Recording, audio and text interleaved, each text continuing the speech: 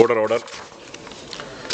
2024 കേരള സംസ്ഥാന ചരക്ക് സേവന നികുതി ഭേദഗതി ബിൽ ധനകാര്യ വകുപ്പ് മന്ത്രി ശ്രീ കെ എൻ ബാലഗോപാൽ 2024 കേരള സംസ്ഥാന ചരക്ക് സേവന നികുതി ഭേദഗതി ബിൽ അവതരിപ്പിക്കേണ്ടതാണ്. ഓർഡിനൻസ് പ്രഖ്യാപിച്ചുകൊണ്ട് സത്വര നിയമനിർമ്മാണം നടത്തുവാനുണ്ടായ സാഹചര്യം വിശദീകരിച്ചുകൊണ്ടുള്ള ചട്ടം 75 ക്ലോസ് 1 പ്രകാരമുള്ള സ്റ്റേറ്റ്മെന്റ് മന്ത്രി മേശപ്പുറത്ത് വെക്കേണ്ടതാണ്. സർ, 2024 കേരള സംസ്ഥാന ചരക്ക് സേവന നികുതി ഭേദഗതി ബിൽ ഞാൻ അവതരിപ്പിക്കുന്നു. ഓർഡിനൻസ് പ്രഖ്യാപിച്ചുകൊണ്ട് സത്വര നിയമനിർമ്മാണം നടത്തുവാനുണ്ടായ സാഹചര്യം വിശദീകരിച്ചുകൊണ്ട് ചട്ടം 75 പ്രകാരമുള്ള സ്റ്റേറ്റ്മെൻറ്റും ഞാൻ മേശപ്പുറത്ത് വെക്കുന്നു. തടസ്സവാദം ഉന്നയിച്ചുകൊണ്ട് ശ്രീ തിരുവഞ്ചൂർ രാധാകൃഷ്ണൻ. യെസ് സാർ, ഈ ബില്ല് കൊണ്ടുവരുന്നതിന് വേണ്ടി ഇടയായ ഒരു സാഹചര്യം 51ാമത് യോഗയുടെ ചരക്ക് സേവന നികുതി കൗൺസിലിൻ്റെ 51ാം യോഗത്തിൻ്റെ ഒരു തീരുമാനമായിട്ടാണ് പറയുന്നത്. സാർ, ഈ അമെൻമെൻറ്റ് കേരളം അംഗീകരിച്ചു കഴിഞ്ഞാൽ ഈ സംസ്ഥാനത്തുണ്ടാകുന്ന കോൺസിക്വൻസസിനെ കുറിച്ച് ഗവൺമെൻറ് ആലോചിച്ചിട്ടുണ്ടോ എന്ന് ഞാൻ അത്ഭുതപ്പെടുകയാണ്.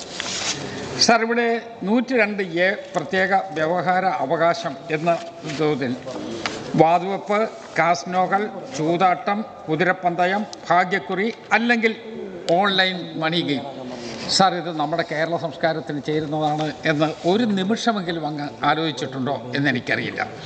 സാർ, അങ്ങ് ഇങ്ങോട്ട് എന്നോട് പറയാൻ പോകുന്നത് ഇത് പ്രധാനപ്പെട്ട ഇങ്ങനെ കൊണ്ടുവരുന്നതിന് കാരണം GST കൗൺസിലിൻ്റെ തീരുമാനമാണ്, കേന്ദ്ര നിയമം കൊണ്ടുവന്നിട്ടുണ്ട്, അതുകൊണ്ട് കേരളത്തിന് ഒഴിവായി നിൽക്കാൻ പറ്റില്ല എന്നായിരിക്കാം. സാർ, ഇവിടെ പ്രധാനപ്പെട്ട പ്രശ്നം ഇതുപോലെ തന്നെ തമിഴ്നാട്ടിൽ ഈ മാതിരി ഒരു നിയമം കൊണ്ടുവരുന്നതിന് വേണ്ടി തീരുമാനമെടുത്തു. തമിഴ്നാട് ഗവൺമെൻറ് അത് ചെയ്തില്ല. തമിഴ്നാട് ഗവൺമെൻറ് അത് റിജക്റ്റ് ചെയ്തു എന്ന് മാത്രമല്ല, ആ റിജക്റ്റ് ചെയ്തതിനെ ഈ ഓൺലൈൻ മാഫിയമാണ് അവർ കോടതിയിൽ ചോദ്യം ചെയ്തു. സാർ, മദ്രാസ് ഹൈക്കോടതിയിൽ കൊടുത്ത കേസിൻ്റെ അതിൻ്റെ കോടതിയുടെ വിധി പകർപ്പാണ് എൻ്റെ കയ്യിലുള്ളത്. സാർ, അതിൽ ഓൺലൈൻ മാഫിയയ്ക്ക് വേണ്ടി കീഴടങ്ങരുത് എന്നുള്ള ധ്വനിയുണ്ടാകുന്ന രൂപത്തിലുള്ളൊരു വിധിയാണ് മദ്രാസ് ഹൈക്കോടതിയിൽ വന്നത്. സാർ, നമ്മുടെ സംസ്ഥാനത്തിൻ്റെ സ്ഥിതിയെക്കുറിച്ച് സ്വാഭാവികമായിട്ട് അങ്ങ് ആലോചിച്ചിട്ടുണ്ടാകാം എന്ന് ഞാൻ കണക്കാക്കുകയാണ്. നമ്മുടെ കുട്ടികൾ ഇവിടെ ഈ ഓൺലൈൻ മാഫിയയുടെ പിന്നാലെ പോയാൽ അവരുടെ സ്ഥിതി എന്തായിരിക്കും? സാർ, 2016 കേവലം 200 കോടി മൊബൈലാണ് ഗെയിം ആപ്ലിക്കേഷന് വേണ്ടി ഡൗൺലോഡ് ചെയ്തിരുന്നത്. സാർ, 2023 ആയപ്പോൾ 1300 കോടി മൊബൈലുകളാണ് അതിനുവേണ്ടി വിനിയോഗിച്ചുകൊണ്ടിരിക്കുന്നത്. എത്ര വേഗത്തിലാണ് നമ്മുടെ ഒരു തലമുറ തകർന്നു പോയിക്കൊണ്ടിരിക്കുന്നത് എന്നുള്ളതിനെക്കുറിച്ച് നമ്മൾ ആലോചിക്കണ്ടേ?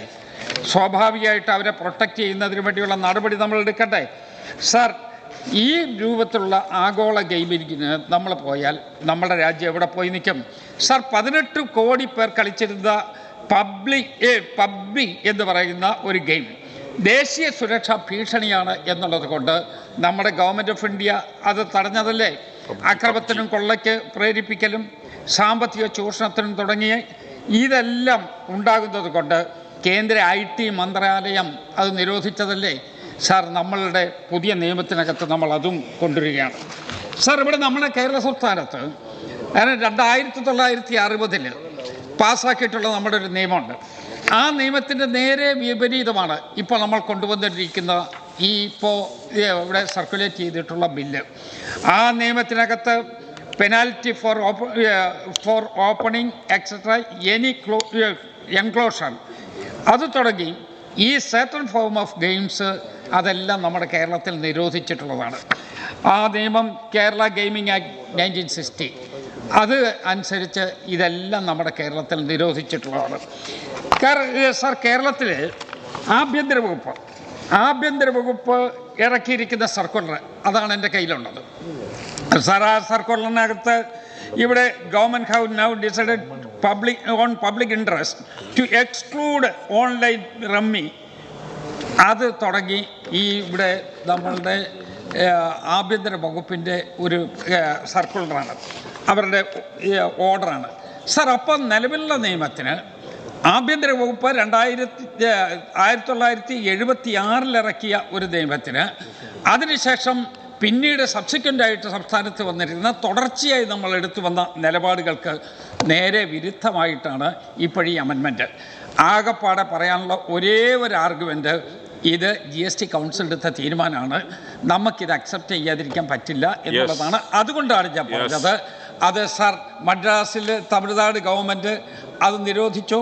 ആ നിരോധനത്തെ ചോദ്യം ചെയ്തു. തമിഴ്നാട് ഗവൺമെൻറ് എടുത്ത നടപടി കറക്റ്റാണ് എന്ന് ഹൈക്കോടതി വിധിക്കുകയും ചെയ്തു. എന്നിട്ടും ഇത് കൊണ്ടുപോകുന്നത് ശരിയല്ല.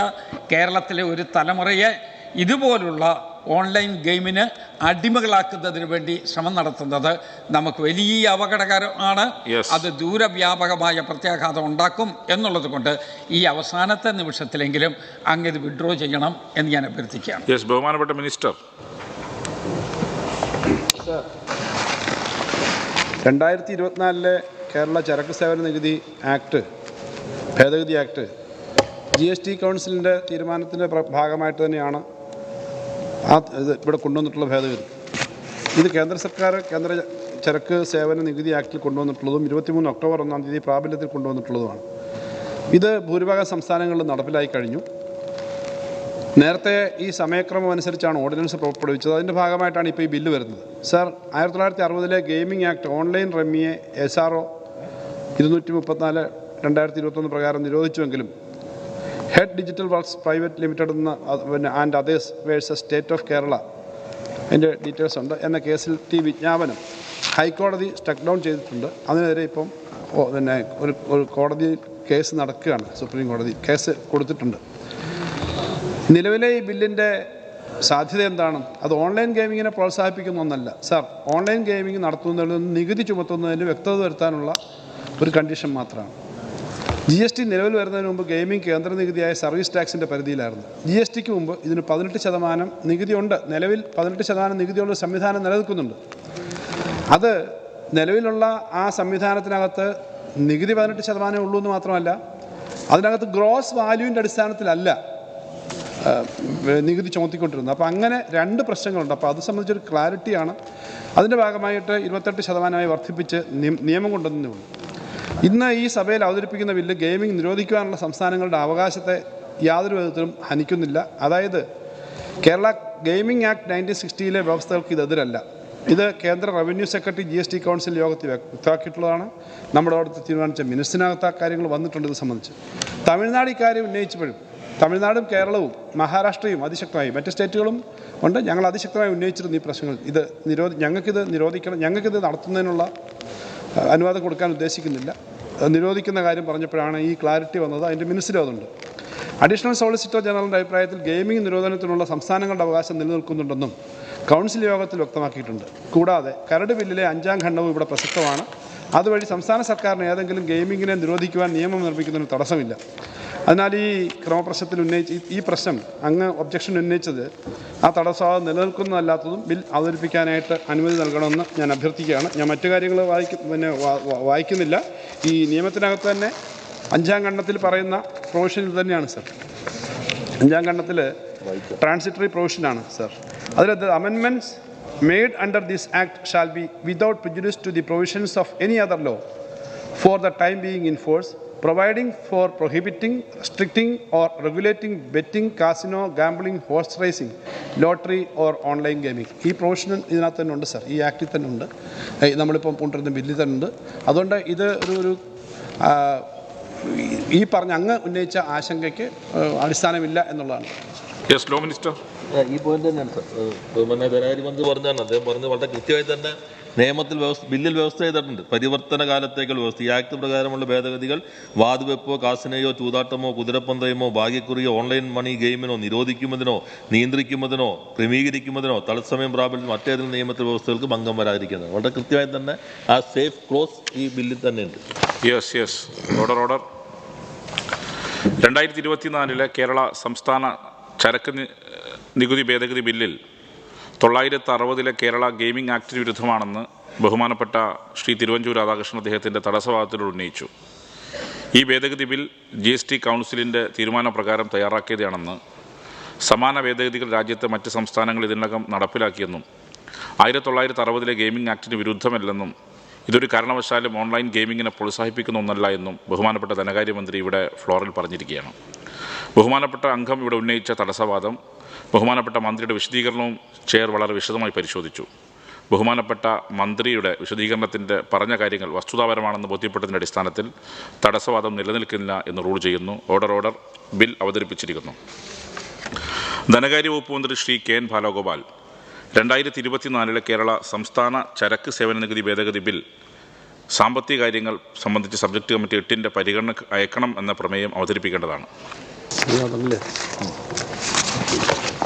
സാർ, 2024 കേരള സംസ്ഥാന ചരക്ക് സേവന നികുതി ഭേദഗതി ബിൽ സാമ്പത്തിക കാര്യങ്ങൾ സംബന്ധിച്ച സബ്ജക്ട് കമ്മിറ്റി 8 പരിഗണനയ്ക്ക് അയക്കണമെന്ന പ്രമേയം ഞാൻ അവതരിപ്പിക്കും. പ്രമേയത്തെ പിന്താങ്ങേണ്ടതാണ്. മിനിസ്റ്റർ ഇപ്പോൾ സംസാരിക്കുന്നുണ്ടോ? സാർ, ഇത് നമ്മളിപ്പോൾ തന്നെ പറഞ്ഞ കാര്യങ്ങളേ ഉള്ളൂ. ഇതിനകത്ത് ഓർഡിനൻസ് ഇറക്കിയതാണ്, അത് ബില്ലാക്കുന്നു, അത് സബ്ജക്ട് കമ്മിറ്റിക്ക് പോകുന്നു. അത് കഴിഞ്ഞിട്ട് അവിടെ വെച്ചും അതിനുശേഷം സംസാരിക്കാൻ അവസരമുണ്ട്. ഇത് ഒരു നിയമപരമായ നടപടിക്രമം പൂർത്തീകരിക്കുന്നതാണ്. എന്തെങ്കിലും കാര്യങ്ങളുണ്ടെങ്കിൽ ഇവിടെ സംസാരിച്ച് കഴിഞ്ഞിട്ട് ഞാൻ മറുപടി പറയാൻ പറ്റും. Thank you. ശ്രീ കെ.പി.എ. മജീദ് ചുമതലപ്പെടുത്തിയ പ്രകാരം ശ്രീ എ.കെ.എം. അഷ്റഫിന് 2024 കേരള സംസ്ഥാന ചരക്ക് സേവന നികുതി ഭേദഗതി ബിൽ ഓർഡിനൻസ് നിരാകരിക്കണമെന്ന പ്രമേയം അവതരിപ്പിച്ച് സംസാരിക്കാവുന്നതാണ്. സർ, 2024 കേരള സംസ്ഥാന ചരക്ക് സേവന നികുതി ഭേദഗതി ബിൽ ഓർഡിനൻസ് നിരാകരണ പ്രമേയം ഞാൻ അവതരിപ്പിക്കുകയാണ്. വളരെ ഗൗരവതരമായ ഒരു വിഷയമാണ് ഈ ഓർഡിനൻസിലൂടെ 28% നികുതി ചുമത്തുന്ന ഒരു ഭേദഗതിയാണ് ഈ ബില്ലിലുള്ളത്. ഇവിടെ ബില്ലുമായി ബന്ധപ്പെട്ടുകൊണ്ട് ഏറ്റവും സീനിയറായ ബഹുമാന്യ തിരുവഞ്ചൂർ രാധാകൃഷ്ണൻ ബഹുമാന്യ മന്ത്രിയുടെ വിശദീകരണം നമ്മൾ കേൾക്കുകയുണ്ടായി. കേരളത്തെ സംബന്ധിച്ചിടത്തോളം വലിയ രീതിയിൽ കോവിഡ് മഹാമാരിക്ക് ശേഷം ലോകത്ത് 200 കോടി ജനങ്ങൾ ഓൺലൈനായി ഈ ഗെയിം കളിക്കുന്നുണ്ട് എന്നുള്ളതാണ് പുതിയ ഒരു സർവേയിൽ നമ്മളോട് പറയുന്നത്. അതിൽ 4%, 8 കോടി ആളുകൾ ഈ ഗെയിമിൻ്റെ അടിമകളായി മാറിയിട്ടുണ്ട് എന്നുള്ളതാണ് പുതിയൊരു സ്റ്റാറ്റിസ്റ്റിക്സ് നമ്മളോട് വിളിച്ചു പറയുന്നത്. നമ്മുടെ സംസ്ഥാനത്തും GST കൗൺസിലിൻ്റെ നിർദ്ദേശപ്രകാരം സെൻട്രൽ ഗവൺമെൻറ് കൊണ്ടുവന്ന ഒരു ബില്ലിൻ്റെ ചുവട് പിടിച്ചുകൊണ്ടാണ് നമ്മൾ 28% നികുതി ചുമത്തുന്ന ഈ ഒരു ബില്ല് നമ്മൾ അവതരിപ്പിക്കുന്നത്. സ്വാഭാവികമായും അറിയേണ്ട ഒരു കാര്യം, ഞാൻ ഈ അടുത്ത കാലത്ത് കഴിഞ്ഞ ഒരു മാസം മുമ്പ് മംഗലാപുരത്ത് നിന്ന് ഒരു പൊതുപ്രവർത്തകൻ ഒരു കുട്ടി മിസ്സായ കാര്യം അതിർത്തിയിലെ ഒരു MLA എന്ന നിലയ്ക്ക് എൻ്റെ ശ്രദ്ധയിൽപ്പെടുത്തി. അദ്ദേഹം അതിൻ്റെ കൂടെ പറഞ്ഞു, അതിർത്തിയിലെ തലപ്പാടിയിലെ ടോൾ ബൂത്തിൻ്റെ CC ക്യാമറയിൽ ഈ കുട്ടി ഷർട്ടിടാതെ റോഡിലൂടെ കടന്നു പോകുന്ന ഒരു വിഷ്വലുണ്ട്, അതൊന്ന് പരിശോധിച്ച് MLA കാസർകോട്ടെ ഏതെങ്കിലും സ്റ്റേഷനിലൊന്ന് അറിയിച്ച് ആ കുട്ടിയെ കണ്ടുപിടിക്കാനുള്ള ശ്രമം നടത്തണമെന്നുള്ള റിക്വസ്റ്റ് എൻ്റെ മുമ്പിൽ വെച്ചു. ഒരു 4 ദിവസം കഴിഞ്ഞപ്പോൾ മഞ്ചേശ്വരം പോലീസ് സ്റ്റേഷൻ്റെ പരിധിയിലെ കടലിൽ നിന്ന് ആ കുട്ടിയുടെ മൃതദേഹം കിട്ടി. ആ ഫാമിലിക്ക് അറിയിച്ചു, അവർ വന്ന് പരിശോധിച്ചു, പോസ്റ്റ്മോർട്ടം കഴിഞ്ഞു, ആ മൃതദേഹം വിട്ടുകൊടുത്തു. സാധാരണ പൊതുപ്രവർത്തന ജീവിതത്തിൽ ഒരുപാട് പോസ്റ്റ്മോർട്ടം മോർച്ചറിയുമായി ബന്ധപ്പെട്ടുകൊണ്ട് പ്രവർത്തിച്ചിട്ടുണ്ടെങ്കിലും അന്ന് അത് ഒക്കെ കഴിഞ്ഞതിന് ശേഷം ഏറ്റവും മിടുമിടുക്കനായ മംഗലാപുരം യൂണിവേഴ്സിറ്റിയിൽ പഠിക്കുന്നൊരു കുട്ടി എങ്ങനെ മരിച്ചു എന്ന് ചോദിച്ചപ്പോൾ അവർ പറഞ്ഞത്, കോവിഡിന് ശേഷം ഓൺലൈൻ പഠനം നൽകാൻ വേണ്ടി ഞങ്ങൾ അവന് നല്ലൊരു സ്മാർട്ട് ഫോൺ നൽകിയിരുന്നു. PUBG എന്ന് പറയുന്ന ഒരു ഓൺലൈൻ ഗെയിമിൽ അടിമപ്പെട്ട് അത് കൃത്യമായി അവനെ കൊണ്ട് ആ ഒരു വേഷവിധാനങ്ങളിലൂടെ നടത്തിച്ച് അവൻ ആത്മഹത്യയിലേക്ക് തള്ളിയിട്ടു എന്നുള്ളത് ആ മോർച്ചറിക്ക് മുമ്പിൽ ആ കുടുംബം കണ്ണീരോട് പറഞ്ഞ ഒരു കഥ ഈ അടുത്ത കാലത്താണ് എൻ്റെ മുമ്പിലുണ്ടായത്. അതുമാത്രമല്ല, ധാരാളം നമുക്കൊക്കെ അറിയാം, കോവിഡ് വന്നപ്പോൾ എല്ലാ MLAമാരും ഓൺലൈനായി നമ്മുടെ കലാലയങ്ങളിൽ കുട്ടികൾക്ക് ഓൺലൈൻ പഠനം നൽകാൻ വേണ്ടി നമ്മളൊക്കെ മൊബൈൽ വാങ്ങിച്ചു കൊടുത്ത ആളുകളാണ്. നമ്മുടെ വീട്ടിലും മൊബൈലും ടാബും മറ്റു കമ്പ്യൂട്ടർ ഉപകരണങ്ങളൊക്കെ നൽകുന്ന ആളുകളാണ്. കുട്ടികൾ ഏറ്റവും കൂടുതൽ ഇതിന് അടിമപ്പെടുന്നു എന്ന് മാത്രമല്ല, ലഹരിയേക്കാളും ഭീകരമായി അവർ ഒരുതരം രോഗികളായി മാറുന്നു എന്നുള്ളതാണ് വേൾഡ് ഹെൽത്ത് ഓർഗനൈസേഷൻ്റെ ഒക്കെ പുതിയ കണക്കുകളിൽ അവർ വിളിച്ചു പറഞ്ഞുകൊണ്ടിരിക്കുന്നത്. ഈ സന്ദർഭത്തിൽ കേരളത്തെ പോലെയുള്ള ഒരു സംസ്ഥാനത്ത് നേരത്തെ സൂചിപ്പിച്ചു, തമിഴ്നാട് ഇത് വേണ്ടെന്ന് വെച്ചു, മഹാരാഷ്ട്രയും ആ രീതിയിലേക്ക് ചിന്തിക്കുന്നൊരു സന്ദർഭത്തിൽ നമുക്ക് തീർച്ചയായും ഓൺലൈൻ ഗെയിമുകൾക്ക് ഒത്താശ ചെയ്യുന്ന 28% നികുതി ചുമത്തുന്ന കാര്യമല്ല. നമ്മുടെ സംസ്ഥാനത്ത് ഇത് നിരോധിക്കണം, ഇത് വേണ്ട എന്നുള്ള ഒരു അഭിപ്രായമാണ് ഈ ബില്ലുമായി ബന്ധപ്പെട്ടുകൊണ്ടുള്ള പ്രമേയം അവതരിപ്പിച്ചുകൊണ്ട് സംസാരിക്കുന്ന സന്ദർഭത്തിൽ എനിക്കിവിടെ പറയാനുള്ളത്. നമുക്കറിയാം, പബ്ജിയുടെ കാര്യം സൂചിപ്പിച്ചു. ജംഗ്ലി റമ്മി എന്ന് പറയുന്ന ഒരു ഗെയിം കേരളത്തിൻ്റെ തന്നെ മലയാള ചാനലുകളിൽ സിനിമാ നടനും സംവിധായകനുമായ ലാൽ അതിൻ്റെ പരസ്യത്തിൽ നമ്മുടെ മുമ്പിൽ ആ ഗെയിമിന് പ്രചോദനം നൽകുന്ന പരസ്യത്തിൽ പ്രത്യക്ഷപ്പെടാറുണ്ട്. ഗാനഗന്ധർവൻ യേശുദാസിൻ്റെ മകൻ വേറൊരു പരസ്യത്തിലും നമ്മോടിതിന് സപ്പോർട്ട് ചെയ്യുന്ന രീതിയിൽ പരസ്യത്തിൽ നമ്മൾ കാണാറുണ്ട്. നമ്മളിവിടെ ചെയ്യേണ്ട ഒരു കാര്യമെന്ന് പറയുന്നത് തീർച്ചയായും നമ്മുടെ പുതിയ തലമുറയിലെ കുട്ടികൾ അവർ വഴിതെറ്റിപ്പോകാൻ ഏറ്റവും സാധ്യതയുള്ള, പ്രത്യേകിച്ച് ഇന്ത്യക്ക് എല്ലാ കാര്യങ്ങളിലും മോഡലായ ഒരു സ്റ്റേറ്റാണെന്ന് അഭിമാനത്തോടു കൂടി പറയുന്ന നമ്മുടെ സംസ്ഥാനത്ത് ഓൺലൈൻ ഗെയിമുകളിൽ നമ്മുടെ കുഞ്ഞുങ്ങൾ പെടാത്ത രീതിയിൽ ജാഗ്രത പുലർത്താനും അത് നിരോധിക്കാനുള്ള ഒരു ചിന്താഗതിയിലേക്ക് പോകണമെന്നുള്ള ഒരു അഭ്യർത്ഥനമാണ് ഇവിടെ മുമ്പിൽ വെക്കുന്നത്. ഡിജിറ്റൽ ഡി അഡിക്ഷൻ സെൻറ്റർ നമ്മൾ പലപ്പോഴും എൻ്റെ ജില്ലയിലില്ല, ഡി അഡിക്ഷൻ സെൻറ്റർ പോലും ഇല്ലാത്ത ഒരു ജില്ലയാണ് മംഗലാപുരത്തെയോ കണ്ണൂരിനെ ആശ്രയിക്കേണ്ട ഒരു അവസ്ഥയാണ്. ഡിജിറ്റൽ ഡി അഡിക്ഷൻ സെൻറ്റർ കൊണ്ടുവന്ന് കൃത്യമായി കലാലയങ്ങളിലും അവർക്ക് നല്ല മികച്ച ബോധവൽക്കരണം, അവർക്ക് മാത്രമല്ല അവരുടെ രക്ഷിതാക്കൾക്ക് കൂടി മികച്ച ബോധവൽക്കരണം നടത്തിക്കൊണ്ട് നമ്മുടെ പുതിയ കാലത്ത് ഏറ്റവും ടെൻഷൻ അടിക്കുന്ന ഉറക്കമില്ലായ്മ, ഡിപ്രഷൻ, അതോടൊപ്പം ഉത്കണ്ഠ പോലെയുള്ള അസുഖങ്ങളിലേക്ക് നമ്മളെ കുട്ടികൾ പോകുന്നത് നമ്മളറിയാതെ നമ്മൾ നൽകിയ മൊബൈലിലൂടെ പെട്ടുപോകുന്ന ഈ ഒരു തലമുറയെ രക്ഷപ്പെടുത്താനുള്ള ശ്രമം നടത്തണമെന്നാണ് ഈ ബില്ലുമായി ബന്ധപ്പെട്ടുകൊണ്ട് സൂചിപ്പിക്കാനുള്ളത്. രാജ്യം ഭരിക്കുന്നവർക്ക് ഇക്കാര്യം മാത്രമല്ല, ഇന്ന് ഏറ്റവും കൂടുതൽ നമ്മുടെ ഭരണാധികാരികൾ ചിന്തിക്കുന്നത് ഇത്തരത്തിലുള്ള കുട്ടികൾ ഇതേ രീതിയിൽ അവർ പോയാൽ അവർ അരാഷ്ട്രീയ ചിന്താഗതികളായി മാറും എന്ന് ചിന്തിക്കുന്ന ഒരു ഭരണകൂടം നമ്മളിപ്പോഴും വർത്തമാനകാല ഇന്ത്യയുടെ ചുറ്റുവട്ടത്ത് കണ്ടുകൊണ്ടിരിക്കുകയാണ്. ഈ സഭ കടന്നു പോകുന്ന സമയത്ത് ഇന്ന് ഇന്ത്യൻ മതേതര മേഖലയെ മുഴുവനും ഞെട്ടിപ്പിക്കുന്ന, ദുഃഖിപ്പിക്കുന്ന ഒരു വിധി കൂടി വാരണാസിയിലെ കോടതി നമ്മുടെ മുമ്പിൽ പറഞ്ഞത് നമ്മൾ വായിക്കുകയുണ്ടായി. ഗ്യാൻവാഫി മസ്ജിദ് പൂജ നടത്താനുള്ള അനുമതി നൽകുന്ന ഒരു വിധിയാണ് വർത്തമാനകാല ഇന്ത്യയുടെ മതേതര മേഖല മുഴുവനും ആശങ്കപ്പെടുത്തുന്ന ഒരു പുതിയ വിധി നമ്മൾ കേൾക്കുന്ന ഒരു സന്ദർഭത്തിലാണ് ഈ സഭ കടന്നു പോകുന്നത്. ബാബറി മസ്ജിദിൻ്റെ തകർച്ചയ്ക്ക് ശേഷം സുപ്രീം കോടതിയുടെ വിധി മാനിച്ച് കഴിഞ്ഞ മാസം 22-ാം തീയതി ഒരു രാജ്യത്തിൻ്റെ ഭരണകൂടം, മതേതര രാഷ്ട്രത്തിൻ്റെ ഭരണകൂടം ഒരു ക്ഷേത്രത്തിൻ്റെ നിർമ്മാണത്തിന് നേതൃത്വം കൊടുക്കുന്ന രംഗം നമ്മൾ കാണുകയുണ്ടായി. സുപ്രീം കോടതിയുടെ വിധിയെ നമ്മൾ മാനിച്ച ആളുകളാണ്. അപ്പോഴും സംഘപരിവാറുകാർ ഇന്ത്യക്കാരുടെ മുമ്പിൽ പറഞ്ഞത് ഇത് അവസാനമാണ് എന്ന് പറഞ്ഞതും നമ്മൾ കേട്ടു. വീണ്ടും ഗ്യാൻവാഫിയുടെ ഒരു വിഷയം വരുമ്പോൾ സ്വാഭാവികമായും നമ്മൾ ഏറ്റവും ആശങ്കപ്പെടുത്തുന്നു എന്ന് മാത്രമല്ല, വളരെ ജാഗ്രതയോടുകൂടി അക്കാര്യത്തിൽ ഇടപെടേണ്ട ഒരു ആവശ്യകത കൂടി നമ്മുടെ മുമ്പിലുണ്ട്. ഇന്നലെ ബഹുമാന്യനായ മുഖ്യമന്ത്രി നമ്മുടെ നന്ദി പ്രമേയ ചർച്ചയ്ക്ക് ശേഷം വളരെ മനോഹരമായ 1.5-2 മണിക്കൂർ നീളമുള്ള ഒരു പ്രസംഗം നടത്തി. ആ പ്രസംഗത്തിൽ അദ്ദേഹം ഇന്ത്യൻ ഫാസിസത്തെ നേരിടാൻ കേരളീയരായ നമുക്ക് ഒന്നിച്ച് നിൽക്കേണ്ട മെസ്സേജ് നൽകിക്കൊണ്ടൊരു പ്രസംഗമാണ് നടത്തിയത്. ഇന്നലെയും നമ്മുടെ സംസ്ഥാനത്ത് ഒരു വിധിയുണ്ടായി. ആലപ്പുഴയിലെ മാവേലിക്കര കോടതിയിൽ നിന്ന് 1 വർഷം മുമ്പ് 2 അഭിഭാഷകർ, ആലപ്പുഴ കോടതിയിലെ 2 അഭിഭാഷകർ, അഡ്വക്കേറ്റ് രഞ്ജിത്ത് ശ്രീനിവാസ് എന്ന് പറയുന്ന ഒരു വക്കീലും അഡ്വക്കേറ്റ് കെ ഷാൻ എന്ന് പറയുന്ന ഒരു വക്കീലും മണിക്കൂറുകളുടെ വ്യത്യാസത്തിലാണ് കൊല്ലപ്പെട്ടത്. അഡ്വക്കേറ്റ് രഞ്ജിത്ത് ശ്രീനിവാസൻ്റെ വിധി കേരളത്തിൻ്റെ ചരിത്രത്തിൽ ആദ്യമായി മുഴുവൻ പ്രതികൾക്കും വധശിക്ഷ വിധിക്കുന്ന ഒരു വിധി വരികയുണ്ടായി. ആ വിധിയുടെ കാര്യത്തിൽ ഒരു തർക്കവുമില്ല. ഒരാൾ പോലും കേരളത്തിൽ കൊല്ലപ്പെടരുത് എന്ന് ആഗ്രഹിക്കുന്ന ഒരു മുന്നണിയുടെ ഭാഗമായിട്ടുള്ള ഒരു MLA ആണ് ഞാൻ. പക്ഷെ അതേ അവസരത്തിൽ കെ ഷാൻ എന്ന് പറയുന്ന ഒരു ചെറുപ്പക്കാരനാണ് ആദ്യമായി കൊല്ലപ്പെടുന്നത്. അക്കാര്യത്തിൽ പ്രോസിക്യൂഷന്റെ ഭാഗത്ത് നിന്ന് നമ്മുടെ സർക്കാർ സംവിധാനം ഒരു സ്പെഷ്യൽ പബ്ലിക് പ്രോസിക്യൂട്ടറെ നിയമിക്കുന്ന കാര്യത്തിൽ പരാജയപ്പെട്ടുവോ എന്നുള്ള കാര്യം ഈ സഭയിൽ ചോദിക്കുവാൻ ഞാൻ ആഗ്രഹിച്ചു പോവുകയാണ്. ഇന്നലെ ആ വാർത്ത വന്നപ്പോൾ തന്നെ ഇരട്ട നീതി എന്നുള്ള രീതിയിലാണ് ചർച്ച വന്നത്. സ്വാഭാവികമായും രഞ്ജിത്ത് ശ്രീനിവാസന്റെ കുടുംബത്തിന് കിട്ടിയ അതേ നീതി അഡ്വക്കേറ്റ് കെ ഷാനിന്റെ കുടുംബത്തിനും നൽകുന്ന കാര്യത്തിൽ സർക്കാരിന്റെ ഭാഗത്ത് നിന്ന് ഇടപെടൽ ഉണ്ടാകണം.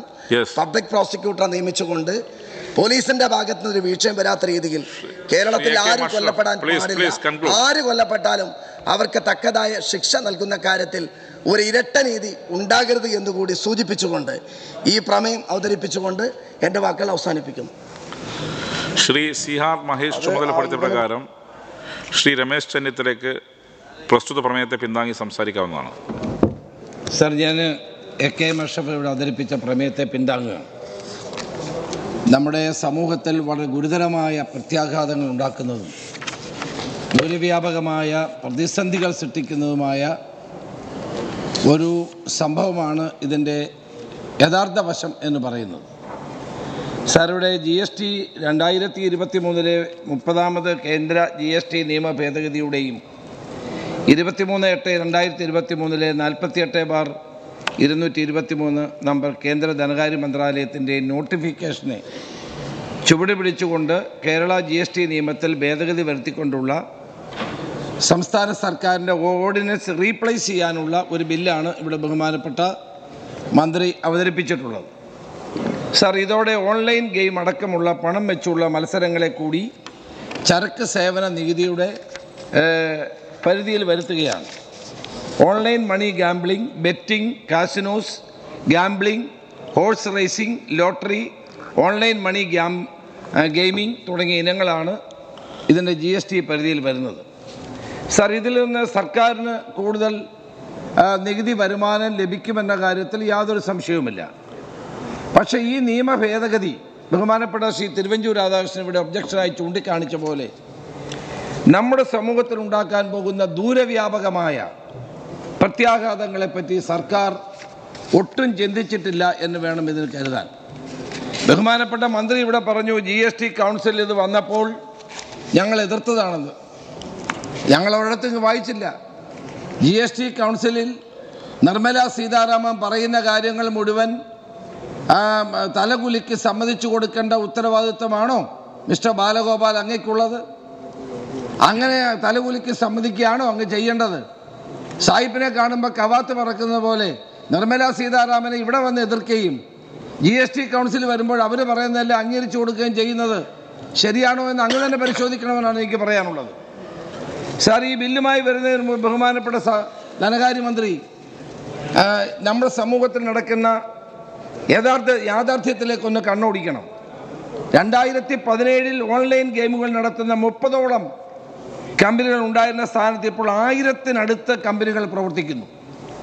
പ്രതിവർഷം 1.5 ലക്ഷം കോടി രൂപയുടെ ബിസിനസ്സാണ് നമ്മുടെ രാജ്യത്ത് നടക്കുന്നത്. ഓൺലൈൻ ഗെയിമുകളും ഓൺലൈൻ ബെറ്റിങ്ങും സമൂഹത്തിൽ ക്യാൻസർ പോലെ പടർന്നു പിടിക്കുകയാണ്. പ്രത്യേകിച്ച് നമ്മുടെ യുവതലമുറയിൽ വളരെ വ്യാപകമായിക്കൊണ്ടിരിക്കുന്ന ഒരു മാരക രോഗമായി ഇത് മാറുകയാണ്. കുടുംബങ്ങളുടെ സാമ്പത്തിക ഭദ്രതയെ തകർക്കുന്നു, കുടുംബങ്ങളുടെ നിലനിൽപ്പിനെ ബാധിക്കുന്നു. ഇത് വ്യാപകമായ തോതിൽ രാജ്യമൊട്ടാകെ വ്യാപിച്ചുകൊണ്ടിരിക്കുന്ന ഒരു വലിയ പ്രശ്നമായി മാറുകയാണ്. സാർ, എത്രയോ യുവാക്കളാണ് ഓൺലൈൻ ഗെയിമുകൾ അടിമപ്പെട്ട് പണവും സമ്പാദ്യവും നഷ്ടപ്പെട്ട് ആത്മഹത്യ ചെയ്യുന്നത്. സർക്കാർ ഉദ്യോഗസ്ഥർ മുതൽ കൂലിത്തൊഴിലാളികൾ വരെ ഈ ഗണത്തിൽപ്പെടും. ഏതാണ്ട് 30ഓളം പേരാണ് അടുത്ത കാലത്ത് മാത്രം ഓൺലൈൻ ഗെയിമിലൂടെ പണം നഷ്ടപ്പെട്ടതിനെ തുടർന്ന് ജീവൻ നഷ്ടപ്പെടുത്തി ആത്മഹത്യ ചെയ്തത്. ആയിരക്കണക്കിന് ആളുകളാണ് വൻ കടബാധ്യതയിൽ അകപ്പെട്ടിരിക്കുന്നത്. ഓൺലൈൻ ഗെയിം കളിക്കുന്നതിനുള്ള പണം സ്വരൂപിക്കുന്നതിനായി ട്രഷറി, ബാങ്ക് നിക്ഷേപങ്ങൾ തിരിമറി നടത്തി അറസ്റ്റിലായ സർക്കാർ ഉദ്യോഗസ്ഥന്മാർ ഈ ഉണ്ടായിരുന്നു എന്ന വസ്തുത നമ്മൾ മറക്കരുത്. പഞ്ചാബ് നാഷണൽ ബാങ്കിലെ ഒരു ഉദ്യോഗസ്ഥൻ ഓൺലൈൻ ചൂതാട്ടത്തിനായി കോഴിക്കോട് കോർപ്പറേഷൻ്റെ അക്കൗണ്ടിൽ നിന്നും കോടിക്കണക്കിന് രൂപ തിരിമറി നടത്തിയത് നമ്മൾ പത്രങ്ങളിൽ വായിച്ചതാണ്. ഓൺലൈൻ ഗെയിമുകളിൽ ചിലത് നിശബ്ദ കൊലയാളികളെ പോലെയാണ്. ഈ ഗെയിമുകളിൽപ്പെട്ട എത്ര കുട്ടികളാണ് ജീവൻ നഷ്ടപ്പെടുന്നത്? 2019 - 23 മാത്രം നിരവധി കുട്ടികളാണ് സാർ ഓൺലൈൻ ഗെയിമുകളിൽ അടിമകളായി മനോസമ്മർദ്ദം താങ്ങാനാകാതെ ജീവൻ ഒടുക്കിയ റിപ്പോർട്ടുകൾ പുറത്തു വന്നുകൊണ്ടിരിക്കുന്നത്. ഓൺലൈൻ ഗെയിമുകൾക്കായി സ്വന്തം ശരീരത്തെ പോലും പരീക്ഷണ വസ്തുവാക്കി മാറ്റുന്ന കൗമാരക്കാരുടെ എണ്ണവും വർദ്ധിച്ചു വരികയാണ്. സൗജന്യ ഗെയിമുകൾക്ക് ആകർഷകമായ ഓഫർ നൽകുകയാണ്. വളരെ ആധുനിക ഡിജിറ്റൽ മാധ്യമങ്ങളിലൂടെ ഈ ഓഫറുകൾ വന്നുകൊണ്ടിരിക്കുകയാണ്. ഓൺലൈൻ സൈറ്റുകൾ ആളുകളെ ഇതിലേക്ക് ആകർഷിക്കുകയാണ്. അതിനു വേണ്ടിയിട്ടുള്ള വ്യാപകമായ പരസ്യം ഇന്ന് രാജ്യത്തിന് പുറത്തും വളരെ വ്യാപകമായ തോതിൽ നടക്കുകയാണ്. ക്രമേണ പുതിയ തലമുറയെ ഇതിൻ്റെ കെണിയിലേക്ക് എത്തിക്കാനുള്ള നീക്കങ്ങളാണ് നടന്നുകൊണ്ടിരിക്കുന്നത്. സാർ, ഇത് കളിക്കുന്നതിന് വായ്പ നൽകുന്നതിന് മൊബൈൽ ആപ്പുകൾ പോലും ഇന്ന് നിലവിലുണ്ട് എന്നുള്ളത് വളരെ നമ്മളെല്ലാം ആശ്ചര്യപ്പെടുത്തുന്ന ഒരു കാര്യമാണ്. ലോൺ എടുത്തും സ്വന്തം ബൈക്ക് പണയപ്പെടുത്തിയും സർക്കാർ പണം തിരിമറി നടത്തിയും ഓൺലൈൻ ഗെയിമുകൾക്ക് പണം കണ്ടെത്താൻ ശ്രമിക്കുന്ന ഒരു സമൂഹത്തിലാണ് ഇത്തരം അധാർമികമായ ആ നടപടികളെ വെള്ളപൂശുന്ന തരത്തിലേക്ക് നമുക്കും ഒരു ഭേദഗതി കൊണ്ടുവേണ്ടി വന്നിരിക്കുന്നത് എന്നത് ലജ്ജാകരമായ ഒരു കാര്യമാണ്. സാർ, ഭരണഘടനയുടെ ആർട്ടിക്കിൾ 246 7ാം ഷെഡ്യൂൾ സ്റ്റേറ്റ് ലിസ്റ്റ് ഇനം നമ്പർ 34 പ്രകാരം ബെറ്റിംഗ് ആൻഡ് ഗാംബ്ലിംഗ് സംസ്ഥാന വിഷയമായിട്ടാണ് ഉൾപ്പെടുത്തിയിരിക്കുന്നത്. സ്റ്റേറ്റ് ലിസ്റ്റിൽ ഉൾപ്പെടുത്തിയിട്ടുള്ള വിഷയങ്ങളുമായി ബന്ധപ്പെട്ട നിയമനിർമ്മാണം നടത്തുന്നതിന് സംസ്ഥാന സർക്കാരിന് പരിപൂർണമായ അവകാശമുണ്ട്. ബഹുമാനപ്പെട്ട മന്ത്രി ഇവിടെ സൂചിപ്പിച്ചു, അധികാരം ആരും എടുത്തു കളഞ്ഞില്ല എന്ന് പറഞ്ഞു. 1867 ഇന്ത്യൻ ചൂതാട്ട നിയമപ്രകാരം ചൂതാട്ട സംസ്ഥാന വിഷയമാണ്. അതുകൊണ്ട് തന്നെ ഓൺലൈൻ ചൂതാട്ടത്തിന് അനുമതി കൊടുക്കണമെന്ന് നിരോധിക്കണമെന്നുള്ള സംസ്ഥാന സർക്കാരിൻ്റെ പരിധിയിൽപ്പെടുന്ന കാര്യമാണ്. സാർ, 2023 ഏപ്രിൽ തമിഴ്നാട് സർക്കാർ ഓൺലൈൻ ചൂതാട്ടവും പണം വെച്ചുള്ള ഓൺലൈൻ ഗെയിമും പന്തയവും നിരോധിക്കുന്നതിനായി Tamil Nadu prohibition of online gambling and regulation of online games act 2022 നടപ്പാക്കി. കൂടാതെ പണമോ മറ്റു ഓഹരികളോ ഉപയോഗിച്ച് ഏതെങ്കിലും ഓൺലൈൻ ഗെയിം കളിക്കുന്ന ഇതിലൂടെ നിരോധിച്ചു. ലോകാരോഗ്യ സംഘടനയുടെ റിപ്പോർട്ടുകളുടെയും റിട്ടയർഡ് ജഡ്ജി കെ ചന്ദ്രു അധ്യക്ഷനായ 5 അംഗ കമ്മിറ്റിയുടെയും വിശദമായ ശുപാർശയുടെ അടിസ്ഥാനത്തിലാണ് അവർ നിയമം കൊണ്ട്. സാർ, ആ നിയമം എൻ്റെ കയ്യിലുണ്ട്. വളരെ ഗൗരവതരമായ കണ്ടെത്തലുകളും വാസ്തവത്തിൽ സാർ തമിഴ്നാട് ഗവൺമെൻറ് നമ്മൾ അഭിനന്ദിക്കണം. ഈ വിഷയത്തെപ്പറ്റി വളരെ ഗൗരവമായൊരു പഠനമാണ് അവർ നടത്തിയത്. ലോകാരോഗ്യ സംഘടനയുടെ അഭിപ്രായവും ആ കണക്കിലെടുത്തുകൊണ്ടും അതോടൊപ്പം തന്നെ സംസ്ഥാനത്ത് നിലനിൽക്കുന്ന സാഹചര്യങ്ങൾ എന്താണെന്ന് പഠിക്കാൻ വേണ്ടി retired justice Shri K Chandru ഒരു 5 മെമ്പർ കമ്മിറ്റി രൂപീകരിക്കുകയുണ്ടായി. റിട്ടയർഡ് ജസ്റ്റിസിൻ്റെ നേതൃത്വത്തിലുള്ള ഈ കമ്മിറ്റി കണ്ടെത്തിയത് വളരെ വളരെ ഗുരുതരമായ കാര്യങ്ങളാണ് കണ്ടെത്തിയിട്ടുള്ളത്. സാർ, അതിനകത്ത് പറയുന്ന ചില പ്രധാനപ്പെട്ട കാര്യങ്ങൾ മാത്രം ഞാൻ ഇവിടെ സൂചിപ്പിക്കാം. The recent survey conducted by the government among more than 2 lakh teachers and school education department to study the effects on online games in school students, more than 74% of these teachers responded that concentration of the students is impacted. 67% of the respondents said that they noticed eye diseases. More than 74% of this said, and they noticed more than 76% said that they have noticed a significant decrease in self-esteem of students. More than 77% of said they have noticed increase of anger. കുട്ടികളിൽ കോപം വർദ്ധിച്ചു വരുന്നു. In students, among more than 72% said that they have noticed indiscipline among students. Sir, കോപം വർദ്ധിച്ചു വരുന്നു, കുട്ടികൾ indiscipline വർദ്ധിച്ചു വരുന്നു, ഐ ഡിസീസ് വർദ്ധിക്കുന്നു, പലതരത്തിലുള്ള മാനസിക സമ്മർദ്ദങ്ങൾക്ക് വിധേയമാകുന്നു. ആൻഡ് ആൾസോ സാർ, ജനങ്ങളിടയിൽ ഒരു സർവേ നടത്തിയവർ ഈ ജസ്റ്റിസിൻ്റെ നേതൃത്വത്തിലുള്ള committee 99% supported imposing A ban on this. തമിഴ്നാട്ടിലെ 99% ആളുകളും ഓൺലൈൻ ഗെയിമുകൾ നിരോധിക്കണമെന്നുള്ള തരത്തിൽ അവിടെ അഭിപ്രായം പറയുകയുണ്ടായി.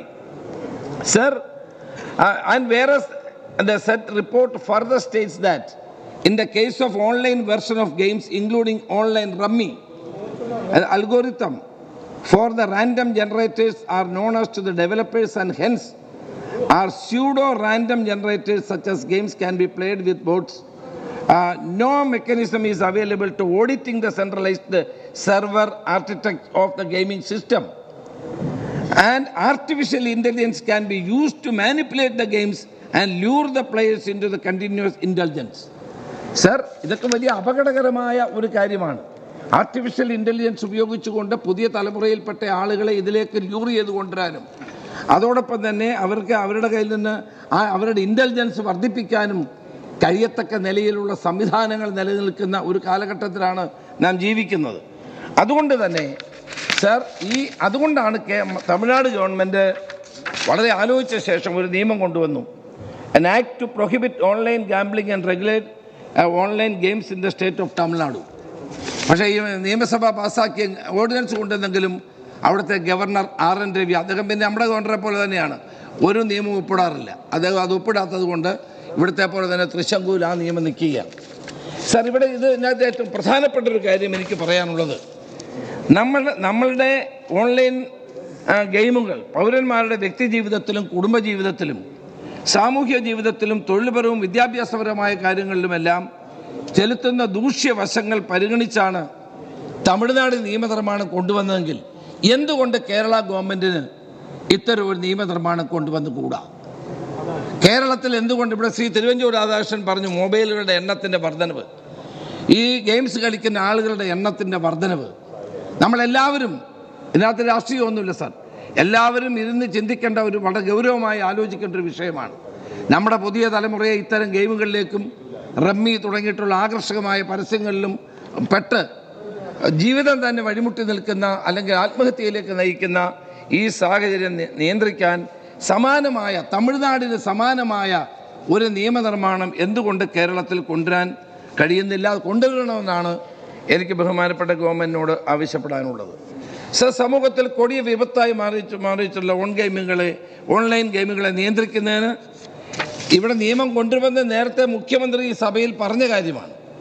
പക്ഷേ ഇതുവരെ അത്തരം നിയമം കൊണ്ടുവന്നില്ലെന്ന് മാത്രമല്ല, ഇപ്പോൾ ഈ നിയമം ത്തിന് സാധുത നൽകുന്ന GSTയുടെ പേര് പറഞ്ഞാണെങ്കിൽ പോലും അതിന് എന്താ നിയമസാധുത നൽകുന്ന തരത്തിലേക്കാണ് കാര്യങ്ങൾ. സാർ, നമ്മൾ ഓൺലൈൻ ലോട്ടറി അവിടെ നിരോധിച്ചവരാണ് കേരളം, അങ്ങേക്കറിയാവുന്നതാണ്. ഓൺലൈൻ ലോട്ടറിയെ നമ്മൾ നിരോധിച്ചു. ഓൺലൈൻ ലോട്ടറി നടക്കുന്ന എത്രയോ സംസ്ഥാനങ്ങളുണ്ട്. അപ്പം ഈ നിലയിൽ സമൂഹത്തിൽ വലിയ തോതിലുള്ള പ്രതിസന്ധികൾ ഉണ്ടാക്കുന്ന ഇത്തരം ഗെയിമുകളെയും അതോടൊപ്പം തന്നെ ഇതുപോലെയുള്ള പ്രവർത്തനങ്ങളെയും നിയന്ത്രിക്കാനുള്ള നടപടികളാണ്. ഒറ്റ അക്ക ലോട്ടറികളെയും ഓൺലൈൻ ലോട്ടറികളെയും നിരോധിക്കുന്നതിന് നിയമനിർമ്മാണം നടത്തിയ മഹത്തായ പാരമ്പര്യം ഈ സഭയ്ക്കുണ്ട്. അതേ നിലപാടും സമീപനവും തന്നെ ഓൺലൈൻ ചൂതാട്ട ഗെയിമുകളുടെ കാര്യത്തിൽ നമ്മളെ പ്രകടിപ്പിക്കണം എന്നാണ് എനിക്ക് ഈ അങ്ങയിലൂടെ ബഹുമാനപ്പെട്ട മന്ത്രിയോട് അഭ്യർത്ഥിക്കാനുള്ളത്. സാർ, ഏത് അധാർമിക മാർഗത്തിലൂടെയും വരുമാനം വർദ്ധിപ്പിക്കാനുള്ള കേന്ദ്ര ഗവൺമെന്റിന്റെ നയങ്ങളെ പിന്താങ്ങേണ്ട ചുമതല നമുക്കില്ല. GST കൗൺസിലിൽ അതിന് ബഹുമാനപ്പെട്ട മന്ത്രി ശക്തമായി തന്നെ ആ നിലപാടുകൾ എടുക്കേണ്ടതായിരുന്നു. നരേന്ദ്രമോദിയുടെ നയങ്ങളെയെല്ലാം നമ്മൾക്ക് അംഗീകരിക്കേണ്ട കാര്യമൊന്നുമില്ലല്ലോ. ആ കേന്ദ്ര നയങ്ങൾക്കെതിരെ നമ്മൾ നിലപാടുകൾ സ്വീകരിക്കുന്നുണ്ടല്ലോ. ഇതുപോലെയുള്ള സമൂഹത്തിൽ വലിയ തോതിലുള്ള പ്രതിസന്ധി ഉണ്ടാക്കുന്ന ചെറുപ്പക്കാരെ മുഴുവൻ വലവീശി പിടിക്കാൻ ശ്രമിക്കുന്ന ഇത്തരം നടപടികളെ ഒരിക്കലും നമുക്ക് അംഗീകരിക്കാൻ പാടില്ല. കേരളം ഒരു പ്രത്യേകമായ വേറിട്ട നിലപാട് ഈ കാര്യത്തിൽ സ്വീകരിക്കണമായിരുന്നു എന്നാണ് എനിക്ക് സൂചിപ്പിക്കാനുള്ളത്. Sir, the amendments made under the Act shall be without prejudice to the provisions of any other law for the time being in force, providing for prohibiting, restricting and regulating betting, casino, gambling, horse racing, lottery or online gaming and GST നിയമഭേദഗതി തന്നെ വ്യക്തമാക്കിയിട്ടുണ്ട്. ബഹുമാനപ്പെട്ട മന്ത്രിയും അതിവിടെ സൂചിപ്പിച്ചു. ആ സാഹചര്യത്തിൽ കേരള സമൂഹത്തിലെ വലിയ തോതിലുള്ള പ്രതിസന്ധിയും പ്രയാസവും ഉണ്ടാക്കുന്ന നമ്മുടെ തലമുറയെ ആത്മഹത്യയിലേക്ക് നയിക്കുന്ന ഇത്തരം പ്രവണതകളിൽ നിന്ന് അവരെ രക്ഷിക്കാനൊരു പ്രത്യേകമായ നിയമനിർമ്മാണം കൊണ്ടുവരാൻ ഗവൺമെൻറ് തയ്യാറാകണമെന്ന് ഞാൻ വീണ്ടും ആവർത്തിക്കുകയാണ്. അതുകൊണ്ട് തന്നെ നമുക്ക് പ്രത്യേക നിയമനിർമ്മാണം നടത്തുന്നതിൽ തടസ്സമില്ല എന്ന് നിയമമന്ത്രിയും പറഞ്ഞു, ധനകാര്യമന്ത്രിയും പറഞ്ഞു. GST നിയമ ഭേദഗതിയിൽ തന്നെ അത് വ്യക്തമാക്കിയിട്ടുമുണ്ട്. ആ സാഹചര്യത്തിൽ ഇന്നത്തെ അപകടകരമായ ഈ പോക്ക് നിയന്ത്രിക്കാൻ കഴിയത്തക്ക നിലയിൽ ഒരു നിയമനിർമ്മാണത്തിന് വേണ്ടി മുന്നോട്ട് വരണം എന്നാണ് എനിക്ക് ഗവൺമെൻറ്റിനോട് ആവശ്യപ്പെടാനുള്ളത്. തമിഴ്നാട് കൊണ്ടുവന്ന നിയമം ഏറ്റവും ഫലപ്രദമാണ്. നമ്മളത് വായിച്ചു നോക്കിയാൽ ഇത് നിയന്ത്രിക്കാനുള്ള ഒരു റെഗുലേറ്ററി അതോറിറ്റിക്കുള്ള വിപുലമായ അധികാരങ്ങൾ നൽകുന്ന, അതോടൊപ്പം തന്നെ ഇതിനകത്ത് ഇങ്ങനെയുള്ള ആളുകളെ കണ്ടെത്താനുള്ള ശ്രമങ്ങൾ ഉൾപ്പെടെയുള്ള വളരെ ബൃഹത്തായ ഒരു നിയമമാണ് ഓർഡിനൻസായി അവർ കൊണ്ടുവന്നത്. പക്ഷേ ആ ഓർഡിനൻസിൽ ഒപ്പിടാതെ അവിടുത്തെ ഗവർണർ നിലനിൽക്കുന്നു എന്നുള്ള വസ്തുതയും ഞാനിവിടെ നേരത്തെ ചൂണ്ടിക്കാണിച്ചതാണ്. സാർ, അതുകൊണ്ട് എനിക്ക് ബഹുമാനപ്പെട്ട മന്ത്രിയോട് പറയാനുള്ളത്, ഇതിനെ നമ്മൾ ശക്തമായി എതിർക്കേണ്ടിയിരിക്കുന്നു. ഇത് നമുക്ക് പാസ്സായി കൊടുക്കേണ്ട കാര്യമില്ല. ആ സാമ്പത്തിക വരുമാനം ഉണ്ടെന്ന് കരുതി ഏത് മാർഗവും ആ കേന്ദ്രത്തെ പറ്റി തന്നെയാണ് പറയുന്നത്. കേന്ദ്രത്തെ പറ്റി പറയുന്നതോടൊപ്പം ജോയി അവിടെ ചെന്ന് ബാലഗോപാൽ കൈവക്കി കൊടുക്കുകയാണ് ചെയ്തത് ഞാൻ പറഞ്ഞത്. കേന്ദ്രത്തിനെതിരെ നിങ്ങൾ ഈ GST കൗൺസിൽ ഇതിനെ ശക്തമായി എതിർക്കേണ്ടതായിരുന്നു. GST കൗൺസിൽ ഇതിനെ നമുക്ക് ശക്തമായി എതിർത്തിരുന്നെങ്കിൽ നമ്മൾ സപ്പോർട്ട് ചെയ്യുന്നത് മാത്രമല്ലല്ലോ, കേരള സമൂഹത്തിലും ഇന്ത്യൻ സമൂഹത്തിലും ഉണ്ടാകുന്ന മാരകമായ ഈ പ്രഹരങ്ങൾ ഒഴിവാക്കാൻ നമുക്ക് നിൽക്കണമായിരുന്നു. അല്ലാണ്ട് അത് അംഗീകരിച്ചു കൊടുക്കേണ്ട ജോലിയല്ല നമുക്കുള്ളത്. അതുകൊണ്ട് കേരളത്തിൽ അന്ന് മുഖ്യമന്ത്രി നേരത്തെ ഈ സഭയിൽ പറഞ്ഞതുപോലെ, നേരത്തെ ഉറപ്പ് നൽകിയതുപോലെ, തമിഴ്നാട് കൊണ്ടുവന്നതുപോലെ ഒരു നിയമം ഈ കാര്യത്തിൽ ഈ ഗോയിൻസിനെ നിയന്ത്രിക്കാനുള്ള ഒരു നിയമനിർമ്മാണം കൂടി കൊണ്ടുവരണമെന്ന് ആവശ്യപ്പെട്ടുകൊണ്ട് ഞാൻ ഈ ഭേദഗതിയെ പിന്താങ്ങുകയാണ്.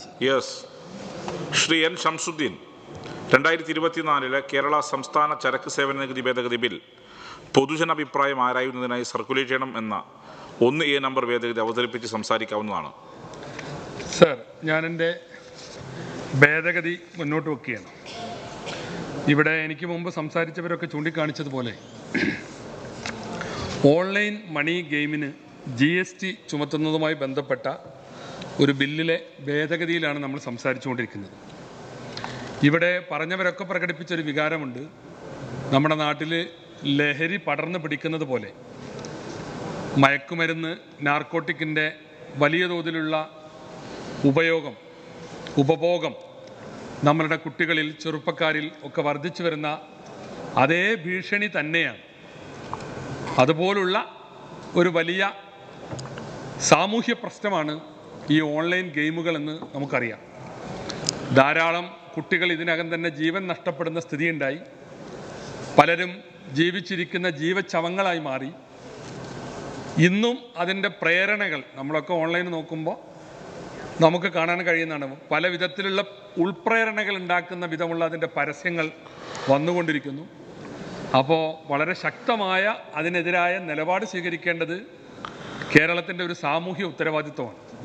വളരെ വിശദാംശങ്ങളൊക്കെ ഇവിടെ ചൂണ്ടിക്കാണിച്ചു. അപ്പോൾ നമ്മളത് ഇവിടെ സൂചിപ്പിച്ച പോലെ ഗാംബ്ലിങ്ങും ലോട്ടറിയും ഒക്കെ സ്റ്റേറ്റ് സബ്ജക്റ്റാണ്. ആ സ്റ്റേറ്റ് സബ്ജക്റ്റുകളിൽ നിയമനിർമ്മാണം നടത്താൻ സംസ്ഥാനങ്ങൾക്ക് അധികാരമുണ്ട്. ആ അധികാരം ഉപയോഗപ്പെടുത്തിക്കൊണ്ട് ഈ ഓൺലൈൻ മണി ഗെയിമുകൾക്കെതിരായി അതിശക്തമായ ഒരു നിയമനിർമ്മാണം ഇവിടെ ബഹുമാനപ്പെട്ട രമേശ് ചെന്നിത്തലയൊക്കെ ചൂണ്ടിക്കാണിച്ചതുപോലെ തമിഴ്നാട് മോഡലിൽ ഒരു നിയമനിർമ്മാണത്തിന് സർക്കാർ മുന്നോട്ട് വരണം എന്ന് ചൂണ്ടിക്കാണിക്കുകയാണ്. അപ്പോൾ GST കൗൺസിലിൻ്റെ നിർദ്ദേശപ്രകാരമാണ് ഇവിടെ ഇതുമായി ബന്ധപ്പെട്ട ഭേദഗതിയിലേക്ക് നമ്മൾ പോകുന്നത്. സർ, നമ്മുടെ സംസ്ഥാനത്തിൻ്റെ കടുത്ത സാമ്പത്തിക പ്രതിസന്ധികളെക്കുറിച്ചാണ് കഴിഞ്ഞ ദിവസങ്ങളിലൊക്കെ നമ്മൾ സംസാരിച്ചത്. സാമ്പത്തിക പ്രതിസന്ധിയുടെ ആഴം എത്രത്തോളം വലുതാണെന്ന് പ്രത്യേകം പറയേണ്ടതില്ല. നമ്മുടെ സംസ്ഥാനത്തെ ക്ഷേമ പദ്ധതികളൊക്കെ നിലച്ചുകൊണ്ടിരിക്കുന്നു. ഇവിടെ നമ്മൾ സംസാരിച്ച കാര്യമാണ്. പെൻഷൻ 4 മാസമായിട്ട് നിലച്ചത് തന്നെ 4-5 മാസമായിട്ട് പെൻഷൻ കൊടുക്കാൻ കഴിയുന്നില്ലല്ലോ.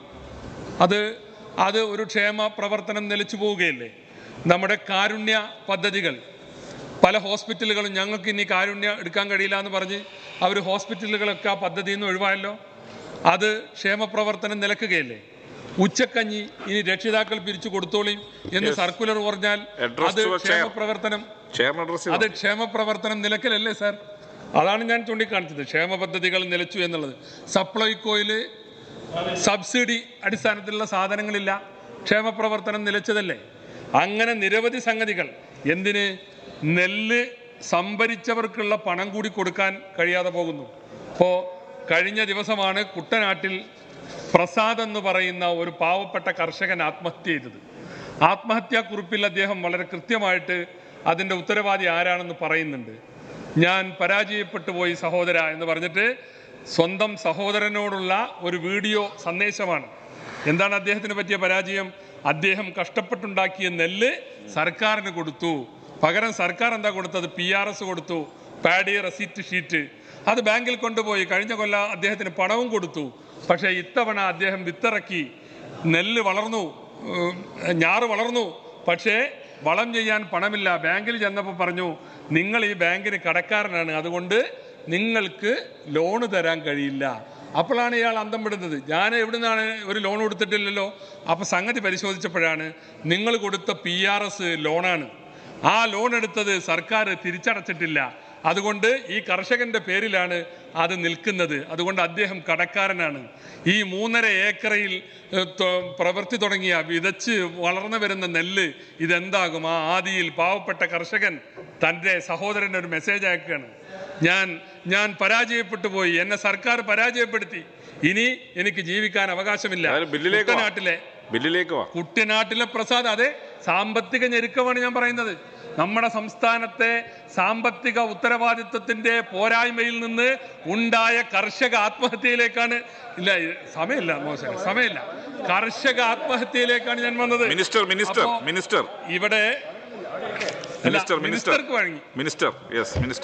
ബഹുമാനായ ശ്രീ N. ശംസുദ്ദീൻ അംഗം പറഞ്ഞതിനകത്ത് ഒരുപാട് വസ്തുതാ വിരുദ്ധമായ കാര്യങ്ങളുണ്ട്. അദ്ദേഹത്തിൻ്റെ ആത്മഹത്യാക്കുറിപ്പ് അതെല്ലാം പറയുമ്പോഴും ഞാൻ ആ വീട്ടിൽ പോയി അദ്ദേഹത്തിന് അങ്ങ് തന്നെ പറഞ്ഞതുപോലെ അദ്ദേഹത്തിന് സിവിൽ സപ്ലൈസ് ഒരു പൈസയും കൊടുക്കാനുണ്ടായിരുന്നില്ല. മുഴുവൻ നെല്ലിൻ്റെയും പൈസ കൊടുത്തിരുന്നു. കേരളത്തിലെ മുഴുവൻ ബാങ്കുകളുടെയും ഉന്നത ഉദ്യോഗസ്ഥന്മാരെ ആലപ്പുഴയിൽ വിളിച്ചുകൂട്ടി യോഗം ചേർത്തു. ഈ പ്രസാദിൻ്റെ വീട്ടിൽ പോയതിനു ശേഷം സിബിൽ സ്കോറിൻ്റെ കാര്യമാണ് പറഞ്ഞത്. അദ്ദേഹത്തിന് 812 സിബിൽ സ്കോർ 900-ൽ. അപ്പോൾ ലോണിൻ്റെ കുടിശ്ശിക ഉണ്ടെങ്കിൽ 812 സിബിൽ സ്കോർ ഉണ്ടാവില്ല.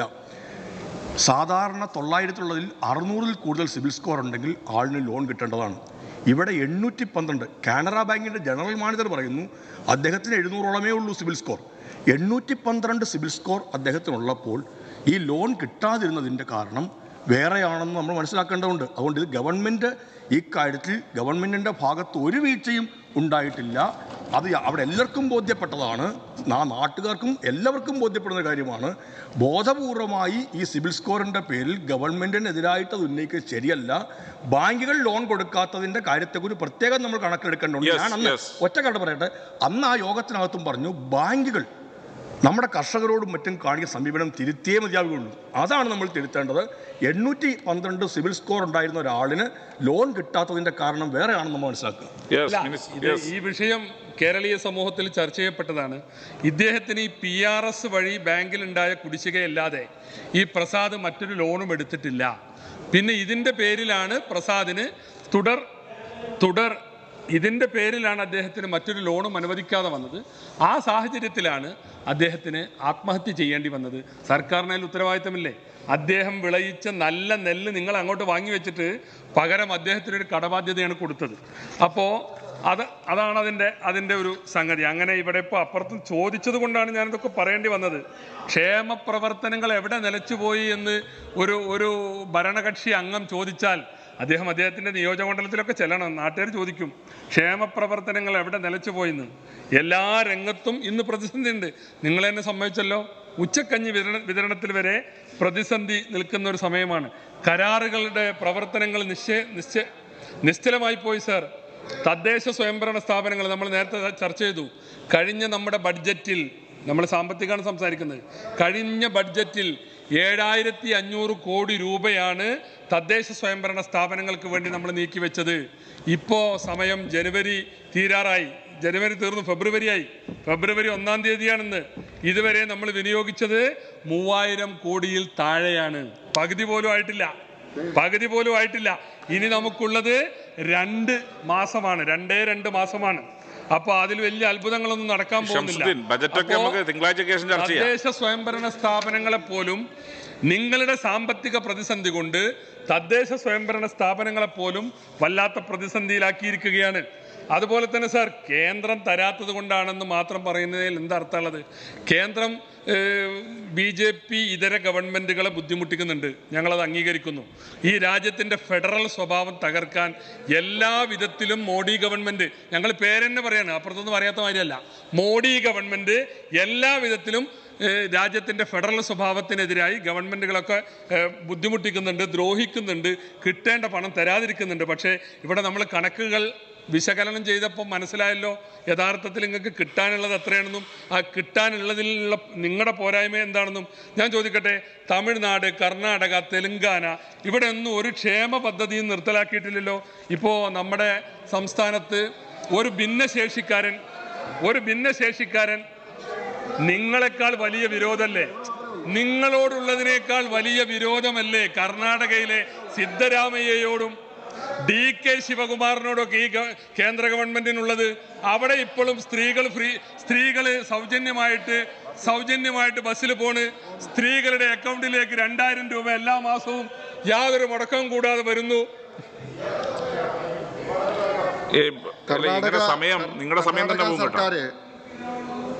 കർണാടകയിൽ സിദ്ധരാമയ്യ ഗവൺമെന്റ് അധികാരത്തിൽ വന്നപ്പോൾ തെരഞ്ഞെടുപ്പ് സമയത്ത് പറഞ്ഞ 5 വാഗ്ദാനങ്ങൾ. ഒന്ന്, എല്ലാ കുടുംബിനികൾക്കും, സംസ്ഥാനത്തുള്ള മുഴുവൻ കുടുംബിനികൾക്കും മാസം 2000 രൂപ അവരുടെ അക്കൗണ്ടിലേക്ക് എത്തുന്നു. 200 യൂണിറ്റ് വൈദ്യുതി സ്ത്രീകൾക്ക് പൂർണ്ണമായിട്ടും സർക്കാർ ബസ്സുകളിൽ യാത്ര സൗജന്യം. അതുപോലെ തന്നെ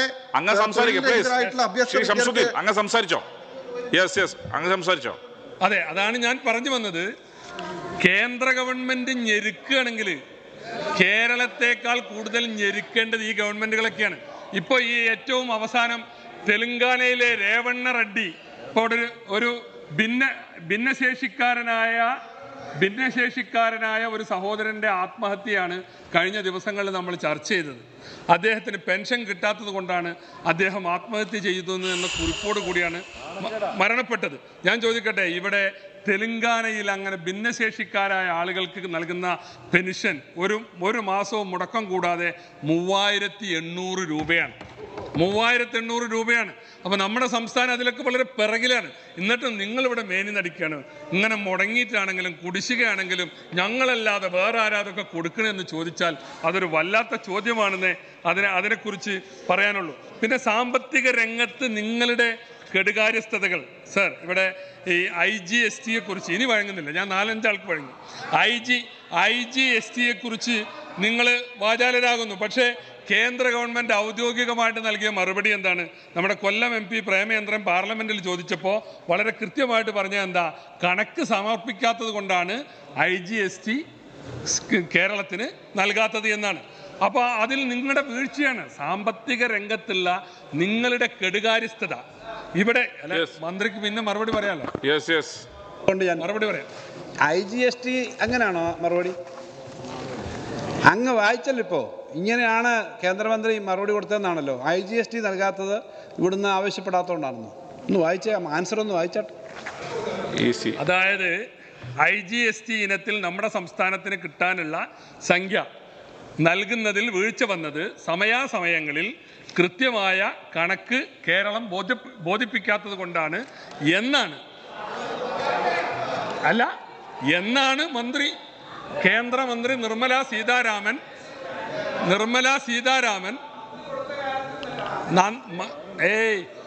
അങ്ങനെ ഒരു ആൻസർ ഉണ്ടെങ്കിൽ ആൻസർ ഒന്ന് വായിക്കണം. പാർലമെന്റിൽ പറഞ്ഞ അഭിപ്രായം രാജ്യത്തെ പത്രമാധ്യമങ്ങളിലൊക്കെ സാർ ഇത്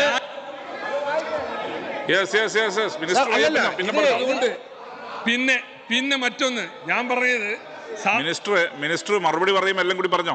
അല്ല, ഇതിവിടെ ഒരുപാട് ചർച്ച ചെയ്തതല്ലേ. അറിവിന് വേണ്ടി പറയാം. ഞാൻ കോമ്പൻസേഷനെ സംബന്ധിച്ചുള്ള ചോദ്യമാണ് ചോദിച്ചത്. കോമ്പൻസേഷനും IGST വേറൊന്നാണ്. ആ പറഞ്ഞതെല്ലാം തെറ്റാണെന്നുള്ളത് ആ സമയത്ത് പറഞ്ഞാണ്. കാരണം അങ്ങേപ്പോലൊരാൾ ഏതൊരു കാര്യം പറഞ്ഞാലും IGST എന്ന് പറയുന്നത് ഇവിടുന്ന് കണക്ക് കൊടുത്തിട്ട് തരുന്നൊരു കാര്യമാണ്, തെറ്റിദ്ധരിക്കരുത്. അങ്ങ് സാധാരണ നല്ലതുപോലെ പഠിക്കുന്നൊരു മെമ്പറാണ്. അതുകൊണ്ട് ആ ആൻസർ കയ്യിലുണ്ടായിരുന്നെങ്കിൽ ഈ തെറ്റും അബദ്ധവും പറ്റത്തില്ലായിരുന്നു. അതുകൊണ്ട് ഞാൻ പറഞ്ഞത്. GST കോമ്പൻസേഷനും IGSTയുമായി ബന്ധപ്പെട്ട 2 ചോദ്യങ്ങളാണ് ചോദിച്ചത്. അതിന് കിട്ടിയ മറുപടിയാണിത്. സമയാസമയങ്ങളിൽ കൃത്യമായ കണക്കുകൾ ബോധിപ്പിക്കാത്തതാണ് കേരളത്തിൻ്റെ വിഹിതം നൽകുന്നതിൽ പ്രയാസമുണ്ടാക്കിയത് എന്നാണ്. ഏതായിരുന്നാലും ഞാൻ അതിൻ്റെ വിശദാംശങ്ങളിലേക്ക് പോകുന്നില്ല. പിന്നെ മറ്റൊരു കാര്യം, സാമ്പത്തിക രംഗത്ത് നിങ്ങൾ ഉണ്ടാക്കിയ, ഇപ്പോൾ കഴിഞ്ഞ 1ാം പിണറായി സർക്കാർ ഉണ്ടാക്കിയ ഒരുപാട് പ്രയാസങ്ങളുണ്ട്. ഇപ്പോൾ കിഫ്ബി, പെൻഷൻ ഫണ്ട് ബോർഡ്, ഇതൊക്കെ കടത്തിൻ്റെ പരിധിയിൽ വരുമെന്ന് ഞങ്ങൾ അന്നേ പറഞ്ഞതാണ്. തോമസ് ഐസക്കാണ് നിങ്ങളെ പറ്റിച്ച്. ഇത് അതിന്റെ പരിധിയിൽ വരില്ല എന്ന് പറഞ്ഞിട്ട് തോമസ് ഐസക്കാണ്. സമയം ഒരുപാട് എടുത്തു. എല്ലാവർക്കും 10 മിനിറ്റ് കൊടുത്തില്ലേ? സമയം അല്ല, നിങ്ങളുടെ കുറെ പോയി. അങ്ങനെ അതുകൊണ്ട് കിഫ്ബിയും പെൻഷൻ ഫണ്ട് ബോർഡ് ഉണ്ടാക്കിയ അതിൽ കടമെടുത്ത് കൂട്ടിയതാണ്. അത് AGയും പറഞ്ഞു, ഞങ്ങൾ പറഞ്ഞു, AG പറഞ്ഞു. ഇപ്പൊ കേന്ദ്ര ഗവൺമെന്റ് അതിന്റെ പേരിലാണ് നിങ്ങളുടെ കടപരിധി നിയന്ത്രിച്ച് നിർത്തിയിട്ടുള്ളത്. അതുപോലെ തന്നെ എല്ലാ സംഗതികളും അപകടകരമായ ധനസൂചികകളാണ് ഇന്ന് നമ്മുടെ മുമ്പിൽ കാണുന്നത്. ദൈനംദിന പ്രവർത്തനങ്ങൾക്ക് പോലും കടമെടുത്ത് മുന്നോട്ട് പോകേണ്ട ഒരു സംസ്ഥാനമായിട്ട് കേരളം മാറിയതിൽ വലിയ പങ്ക് നിങ്ങളാണ് വഹിച്ചത്. 23-24 ബജറ്റ് പ്രകാരം കേരളത്തിൻ്റെ കടം GSTP അനുപാതം 39.1 അത് 81-91 കാലയളവിൽ ശരാശരി 14.6 ആയിരുന്നു. 14ാം ധനകാര്യ കമ്മീഷൻ നിശ്ചയിച്ച ഉയർന്ന അനുപാതം 25%. നമ്മൾ ആ കടത്തിൻ്റെ കാര്യത്തിൽ ഇപ്പോഴോ എത്രയോ മുകളിലാണ്. അപ്പോൾ അത് അങ്ങനെ വരുന്നതിൽ പ്രധാനപ്പെട്ട ഒരു പങ്ക് വഹിച്ചത് കിഫ്ബിയും പെൻഷൻ ഫണ്ട് ബോർഡുമാണ് എന്നുള്ള കാര്യമാണ് ഞാനിവിടെ ചൂണ്ടിക്കാണിക്കുന്നത്. അപ്പോൾ അതൊക്കെ അപക്വമായ അല്ലെങ്കിൽ ദീർഘവീക്ഷണമില്ലാത്ത സാമ്പത്തിക നടപടികളുടെ ഭാഗമായിട്ടാണ് ഇന്ന് കേരളം ഈ കാണുന്ന അവസ്ഥയിലെത്തിയത്. എല്ലാ കാര്യങ്ങളിലും റവന്യൂ കമ്മിയായാലും ധനക്കമ്മിയായാലും ഇതിലൊക്കെ നമ്മൾ അപകടകരമായ സൂചനകളാണ് ഇതിൽ നിന്ന് കാണിക്കുന്നത്. പിന്നെ ഇവിടെ എല്ലാവരും ചൂണ്ടിക്കാണിച്ചൊരു കാര്യമുണ്ട്. നമ്മൾ ഇങ്ങനെ ഒരു പ്രതിസന്ധി വരുമ്പോൾ, ഇപ്പോൾ ബഹുമാനപ്പെട്ട കുഞ്ഞാലിക്കുട്ടി സാഹിബ് തന്നെ ചൂണ്ടിക്കാണിച്ചു, മുമ്പ് ആന്റണി സർക്കാരിൻ്റെ കാലത്ത് ഇങ്ങനെ ഉണ്ടായിരുന്നു. വളരെ ശക്തമായ സാമ്പത്തിക നടപടികൾ സ്വീകരിച്ചു. അങ്ങനെയാണ് നമ്മളത് ചുരുക്കി കൊണ്ടുവന്നത്. എന്നാൽ ഇന്ന് നിങ്ങൾ അങ്ങനെയല്ല, ഇവിടെ യാതൊരു പ്രശ്നമില്ല എന്നുള്ള വിധത്തിൽ ഇപ്പോഴും വലിയ ജോറായ ആഘോഷങ്ങളൊക്കെ നടത്തിക്കൊണ്ടിരിക്കുകയാണ്. ഇപ്പോൾ നമ്മുടെ നവകേരള സദസ്സ് നടന്നു. ഞാൻ ചോദിക്കട്ടെ, ബഹുമാനപ്പെട്ട അല്ല അതൊരു ധനകാര്യവുമായി ബഹുമാനപ്പെട്ട മുഖ്യമന്ത്രിയും ഈ മന്ത്രിമാരും മുഴുവൻ ഇങ്ങനെ ഊരു ചുറ്റിയല്ലോ, എല്ലാ മണ്ഡലങ്ങളിലും പോയല്ലോ. നിങ്ങൾ ഏതെങ്കിലും മണ്ഡലത്തിൽ ഒരു വികസന പദ്ധതി പ്രഖ്യാപിച്ചോ? നിങ്ങൾ ആരെങ്കിലും ഒരാളെ കേട്ടോ? ഞാൻ ചോദിക്കട്ടെ, ഇവിടെ ഒരു ജനസമ്പർക്ക പരിപാടിയെക്കുറിച്ച് പറയുമ്പോൾ കേരളത്തിന് 3 ജനസമ്പർക്ക പരിപാടികളെക്കുറിച്ച് ഓർമ്മയുണ്ട്. ബഹുമാനപ്പെട്ട മുൻ മുഖ്യമന്ത്രി ഉമ്മൻചാണ്ടി നടത്തിയ ജനസമ്പർക്ക പരിപാടി രാവിലെ 8 മണിക്ക് ഒരു കട്ടൻ ചായയും കുടിച്ചിട്ട് ജനങ്ങളുടെ ഇടയിൽ കണ്ട് ഇറങ്ങുകയാണ്. ജനങ്ങൾ നൽകുന്ന മുഴുവൻ പരാതികൾക്കും അവിടെ വെച്ച് പരാതിക്ക് പരിഹാരം ഉണ്ടാക്കുകയാണ്. വളരെ വ്യക്തമായ തീരുമാനങ്ങൾ ഉണ്ടാക്കുകയാണ്. 5-6 കോടി രൂപ ജനങ്ങളുടെ കയ്യിൽ കൊടുത്തിട്ടാണ്, അവർക്ക് വിതരണം ചെയ്തിട്ടാണ് ആ ജനസമ്പർക്ക പരിപാടികൾ അവസാനിച്ചിരുന്നത്. എന്നാൽ ഈ നവകേരള സദസ്സ് കൊണ്ട് ജനങ്ങൾക്ക് എന്ത് കിട്ടി? പഞ്ചായത്തിനും മുനിസിപ്പാലിറ്റിക്കൊക്കെ നിങ്ങൾ കിട്ടിയ നിവേദനം മുഴുവൻ അങ്ങോട്ട് കൊടുത്തിട്ടുണ്ട്. അവിടെ നിന്ന് ഫണ്ടും തട്ടിപ്പറിച്ചെടുത്തു. കോടതി ഇടപെടേണ്ടി വന്നു. പഞ്ചായത്ത് തീരുമാനിക്കണം. ഞാൻ ചോദിക്കട്ടെ, ഇതുകൊണ്ട് എന്ത് മെച്ചം കിട്ടി? ഇവിടെ എല്ലാവരും ചൂണ്ടിക്കാണിച്ച പോലെ പഞ്ചായത്തിലേക്ക് ഒരു വിഷയം പരിഹരിക്കാൻ വേണ്ടി നടന്ന് ചെരുപ്പ് തേഞ്ഞിട്ടാണ് ആ സാധു മുഖ്യമന്ത്രി വരണ്ടല്ലോ കൊണ്ടേ കൊടുക്കാച്ചിട്ട് ഒരു പരാതിയായിട്ട് വന്നത്. അവനോട് വീണ്ടും പറയാണ്, അവനക്കൊരു മറുപടി കിട്ടുകയാണ്. ഒരാഴ്ചത്ത് കൊടുത്തിട്ട് ഇങ്ങനെ ഈ സാധു കാത്തു നിൽക്കുകയാണ്. ഇപ്പം മുഖ്യമന്ത്രിൻ്റെ മറുപടി വരും, ഇൻ്റെ പ്രശ്നം പരിഹരിക്കുമെന്ന്. അവനോട് വീണ്ടും പറയുന്നത്, താങ്കൾ പോയി പഞ്ചായത്ത് സെക്രട്ടറിയെ കാണുമെന്നാണ്. 40 വട്ടം ഈ പഞ്ചായത്ത് സെക്രട്ടറിയെ കണ്ടിട്ട് കാര്യം നടക്കാതെയാണ് അദ്ദേഹം ഇതിനു വേണ്ടി വന്നത്. അപ്പോൾ ഇതൊക്കെ ഒരു പ്രഹസനമായ സംഗതി. ഇതിനു വേണ്ടി ഉണ്ടാക്കിയ ചെലവുകളോ അത് അദ്ദേഹം പറഞ്ഞത് ശരിയല്ല. തദ്ദേശ സ്വയംഭരണ സ്ഥാപനങ്ങളിലെ ആയി ബന്ധപ്പെട്ട് കിട്ടിയ പരാതികൾ പരിഹരിക്കാൻ വേണ്ടി 21, 22, 23 തീയതികളിൽ താലൂക്ക് തലത്തിൽ പ്രത്യേകമായ അദാലത്തിൻ്റെ സിറ്റിംഗ് നടന്നു. അതിൻ്റെ അടിസ്ഥാനത്തിൽ 55% പരാതികളും തീർപ്പാക്കിയിട്ടുണ്ട്. 55%. ബാക്കിയുള്ളത് വീണ്ടും ഫെബ്രുവരിയിൽ ആദ്യവാരം പ്രത്യേക അദാലത്ത് ചേർന്ന് തീർപ്പാക്കും. ഇതിൽ പരാതി ചിലത് കേൾക്കേണ്ടി വരും, ഹിയറിംഗ് നടത്തേണ്ടി വരും. ആ നടപടിക്രമം നടന്നുകൊണ്ടിരിക്കുകയാണ്. അദ്ദേഹം പറഞ്ഞത് തെറ്റായിട്ടുള്ള കാര്യമാണ്. വീണ്ടും തിരിച്ച് അതേ സ്ഥാപനത്തിലേക്ക് വിടുകയല്ല ചെയ്തത്. പറഞ്ഞത് തെറ്റല്ല. മന്ത്രി തീർപ്പാക്കി എന്ന് പറയണത് എന്താ? വീട് കിട്ടാത്തവൻ മുഖ്യമന്ത്രി നവകേരള സദസ്സിൽ വന്നപ്പോൾ കൊടുത്തു പരാതി, അവന് മറുപടി കൊടുത്തു, അതാണ് തീർപ്പാക്കിയെന്ന് പറഞ്ഞത്. താങ്കളുടെ ലൈഫിൽ ഇത്ര നമ്പറാണ്, ഇപ്പോൾ പരിഗണിക്കാൻ നിർവാഹമില്ല, നമ്പർ താങ്കളുടേത് വരുമ്പോൾ പരിഗണിക്കും. ഇതാണ് മറുപടി. അതേപോലെ ഫോറസ്റ്റിലൂടെ റോഡ് വെട്ടാൻ ആരനുവദിക്കുന്നില്ല? DFO അനുവദിക്കുന്നില്ല, അതാണ് പരാതി. നിങ്ങൾ മറുപടി തീർപ്പാക്കി. ഫോറസ്റ്റിലൂടെ റോഡ് വെട്ടാൻ നിയമം അനുവദിക്കുന്നില്ല, അതുകൊണ്ട് തൽക്കാലം മിണ്ടാതിരിക്കുക. മറുപടി കൊടുത്തു. ഇതാണ് തീർപ്പാക്കല്. ഫോറസ്റ്റിലൂടെ റോഡ് വെട്ടിയ ഉമ്മൻചാണ്ടിയുടെ അന്നത്തെ ജനസമ്പർക്ക പരിപാടിക്ക് ഉണ്ടായിരുന്നു. അതാണ് പരിഹാരം. മനസ്സിലായില്ലേ? അല്ല, സ്പീക്കർ Yes, സമ്മതിക്കില്ല. yes. സമയം അപ്പൊ conclude ചെയ്യ്. അതുകൊണ്ട് Conclude ചെയ്യ്. ഞാൻ പറഞ്ഞു വന്നത് ഈ നവകേരള സദസ്സ് ഒരു നല്ല സമയത്തൊക്കെ നമുക്ക് ആർഭാടം കാണിക്കാനുള്ള സാമ്പത്തിക സൗകര്യം ഉണ്ടെങ്കിൽ അന്ന് ചെയ്യാമായിരുന്നു. ഈ പട്ടിണി കൊണ്ട്, ദാരിദ്ര്യം കൊണ്ട് പ്രയാസപ്പെടുന്ന, കടം വാങ്ങി അടുത്ത കടം കിട്ടാൻ നിർവാഹമില്ലാത്തൊരു നാട്ടിൽ നിങ്ങൾ ചെയ്തത് ശരിയായില്ല. കേരളീയം നടത്തിയത് ശരിയായില്ല. കാരണം ഇതിനൊക്കെ ഒരു പ്രയോറിറ്റി വേണം. ഗവൺമെന്റിന്റെ പ്രയോറിറ്റി ഈ പ്രശ്നങ്ങൾ പരിഹരിക്കുക. ഈ ഫ്ലോറിൽ തന്നെ നിങ്ങൾക്ക് പറഞ്ഞതാണ്, ഈ 10th സെഷനിൽ തന്നെ വീണ്ടും വീണ്ടും പറയല്ല, ആവർത്തന വിരസതയുണ്ട്. എങ്ങനെ കേട്ടില്ല? നിങ്ങൾ ഈ ഫ്ലോറിൽ തന്നെ കേരളീയത്തെ കുറിച്ച് പറഞ്ഞതാണ് ഈ സെഷനകത്ത്. വീണ്ടും വീണ്ടും ആവർത്തിക്കല്ല. റൂൾസ് ആൻഡ് റെഗുലേഷൻ കൃത്യമായി പറയുന്നുണ്ട്. ഒരേ വിഷയം തന്നെ ആവർത്തിക്കല്ല. ഇത് സാമ്പത്തിക പ്രശ്നങ്ങളെ കുറിച്ചുള്ള ചർച്ചയാണ്. സാമ്പത്തിക രംഗത്തെ ദൂർത്ത്, ഇവിടുത്തെ കെടുകാര്യസ്ഥത, ഇതാണ് ഞാൻ ചൂണ്ടിക്കാണിച്ചത്. എല്ലാവരുടെ സമയം ഞാൻ എടുത്തിട്ടുള്ളൂ. ഈ സംഗതി ഒരു സെലക്ട് കമ്മിറ്റിക്ക് വിടണമെന്ന നിർദ്ദേശം മുന്നോട്ട് വെച്ചുകൊണ്ട് ഞാൻ എൻ്റെ വാക്കുകൾ ഉപസംഹരിക്കുന്നു. യെസ്, ശ്രീ ആന്റണി ജോൺ ചുമതലപ്പെടുത്തിയ പ്രകാരം ശ്രീ KN ഉണ്ണികൃഷ്ണന് ഒരു സെലക്ട് കമ്മിറ്റിയുടെ പരിഗണന അയക്കണമെന്ന 2B ഭേദഗതി അവതരിപ്പിച്ച് സംസാരിക്കാവുന്നതാണ്. സാർ, 2024 കേരള സംസ്ഥാന ചരക്ക് സേവന നികുതി ഭേദഗതി ബിൽ ഒരു സെലക്ട് കമ്മിറ്റിയുടെ പരിഗണനയ്ക്ക് അയക്കണമെന്ന ഭേദഗതി ബി ഞാൻ അവതരിപ്പിക്കുന്നു. നമ്മുടെ ഈ വിഷയവുമായി ബന്ധപ്പെട്ട് ബഹുമാന്യനായ രമേശ് ചെന്നിത്തല ഉൾപ്പെടെ പ്രകടിപ്പിച്ച ആശങ്കകൾ ഞാൻ ശ്രദ്ധിക്കുകയുണ്ടായി. നമ്മൾ വിവരവിനിമയ സാങ്കേതിക മേഖലയിൽ അത്ഭുതകരമായ മാറ്റങ്ങൾ വന്നിട്ടുള്ള ഒരു പുതിയ കാലമാണ്. സ്വാഭാവികമായും അതുമായി ബന്ധപ്പെട്ട ധാരാളം കാര്യങ്ങൾ നമ്മുടെ മുന്നിൽ വരും. ഉദാഹരണം, ആർട്ടിഫിഷ്യൽ ഇൻ്റലിജൻസിൻ്റെ പുതിയ കാലത്തിലൂടെ നമ്മൾ കടന്നു പോവുകയാണ്. ആരോഗ്യ മേഖലയിൽ ഉൾപ്പെടെ റോബോട്ടിക്കുകളാണ് ഓപ്പറേഷൻസ് വരെ നിശ്ചയിക്കുന്ന കാലത്തിലൂടെ കടന്നു പോവുകയാണ്. ആർട്ടിഫിഷ്യൽ ഇൻ്റലിജൻസിൻ്റെ അഥവാ നിർമ്മിത ബുദ്ധിയുമായി ബന്ധപ്പെട്ട് ഇന്ന് ശാസ്ത്രലോകം നിരീക്ഷിക്കുന്ന ഒരു പ്രധാനപ്പെട്ട നിരീക്ഷണമുണ്ട്. ലോകത്ത് 30% വരുന്ന തൊഴിലാളികളും ജീവനക്കാരും എടുത്തുപോരുന്ന തൊഴിലുകൾ നഷ്ടപ്പെടുമെന്നുള്ള ആശങ്ക ലോകത്ത് പടരുന്നുണ്ട്. അപ്പോൾ നിർമ്മിത ബുദ്ധിയുടെ മേഖല നമുക്ക് സാധ്യതകളും നൽകുന്നുണ്ട്, ചില ആശങ്കകളും നൽകുന്നുണ്ട്. അപ്പോൾ സ്വാഭാവികമായും അതിന് ആവശ്യമായ ചില നിയന്ത്രണങ്ങൾ വേണ്ടിവരും. ഇപ്പോൾ ക്ലോണിങ്ങിൻ്റെ മേൽ നിയന്ത്രണങ്ങൾ വന്നതുപോലെ, അപ്പം അതുപോലെ IT ഒക്കെ ബന്ധപ്പെട്ട് ഇതുപോലെ ചൂതാട്ടം, അതുപോലെ ഇൻ്റർനെറ്റ് ഗെയിമും തുടങ്ങിയ കാര്യങ്ങളൊക്കെ വരുമ്പോൾ നമ്മളതിനെ നിയന്ത്രിക്കുമ്പോൾ സ്വാഭാവികമായും മറ്റ് പ്ലാറ്റ്ഫോമുകൾ വരുന്നുണ്ട്. നമ്മുടെ കേരളത്തിലെ പോലീസ് സേന ഇതിനെല്ലാം സുസജ്ജമാണെന്നുള്ളതാണ് ഒരു വസ്തുത.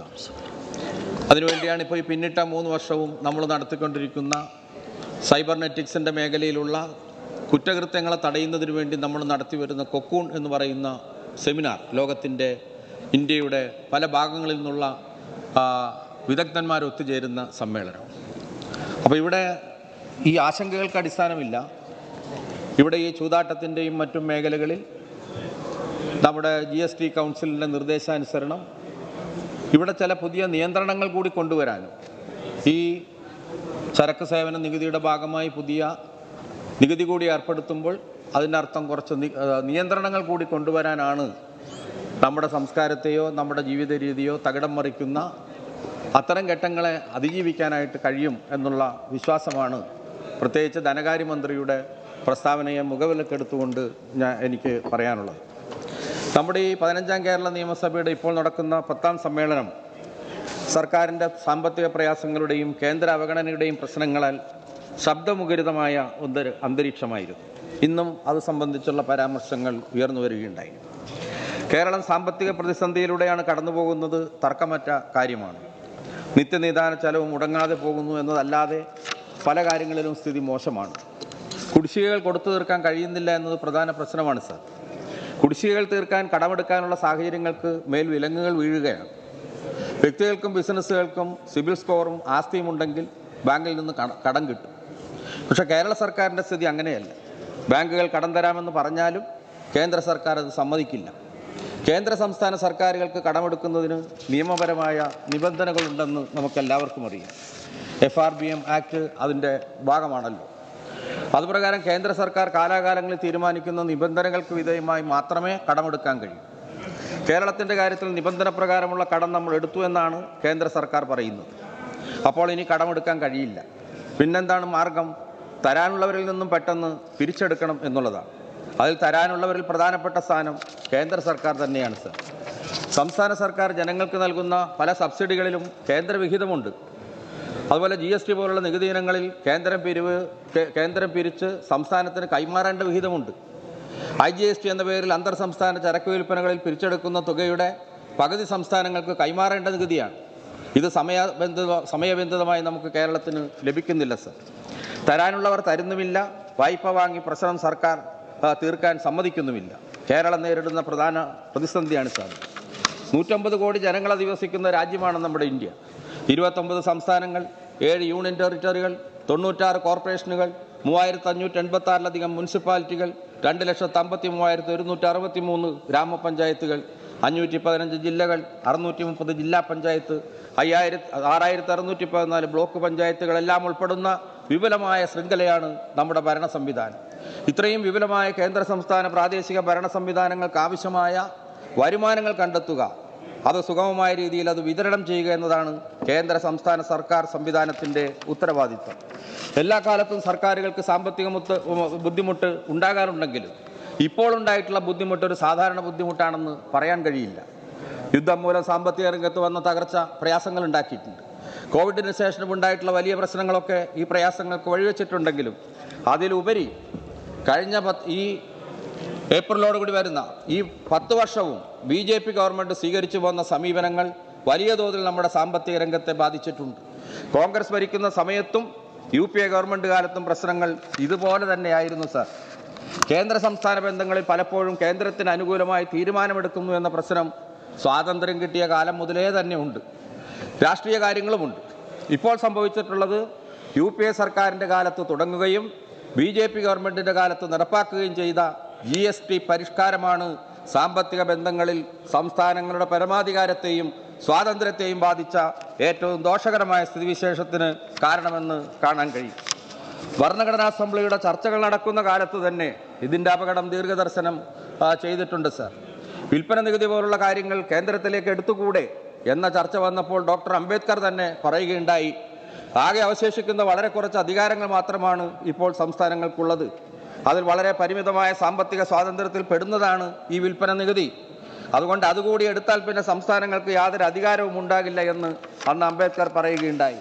വർത്തമാനകാല സാഹചര്യത്തിൽ കേരളം നേരിടുന്ന സാമ്പത്തികവും രാഷ്ട്രീയവുമായ പ്രധാന പ്രശ്നങ്ങൾ സംബന്ധിച്ച് ഗവർണറുടെ നയപ്രഖ്യാപനവും നന്ദി പ്രമേയവും അടിസ്ഥാനപ്പെടുത്തി നടന്ന ചർച്ചകൾക്ക് മറുപടിയായി കേരളത്തിൻ്റെ ബഹുമാന്യനായ മുഖ്യമന്ത്രി കഴിഞ്ഞ ദിവസം സഭയിൽ നടത്തിയ സംഭാഷണങ്ങളും ധനകാര്യമന്ത്രി നടത്തിയ വിശദീകരണങ്ങളും GSTയുമായി ബന്ധപ്പെട്ട പല കാര്യങ്ങൾക്കുമുള്ള മറുപടി കൂടിയായിരുന്നു. അതുകൊണ്ട് എൻ്റെ സംസാരം നീട്ടുന്നില്ല. ഏറ്റവും പ്രസക്തമായ കാര്യങ്ങൾ മാത്രം സഭയുടെ ശ്രദ്ധയിൽപ്പെടുത്തുകയാണ്.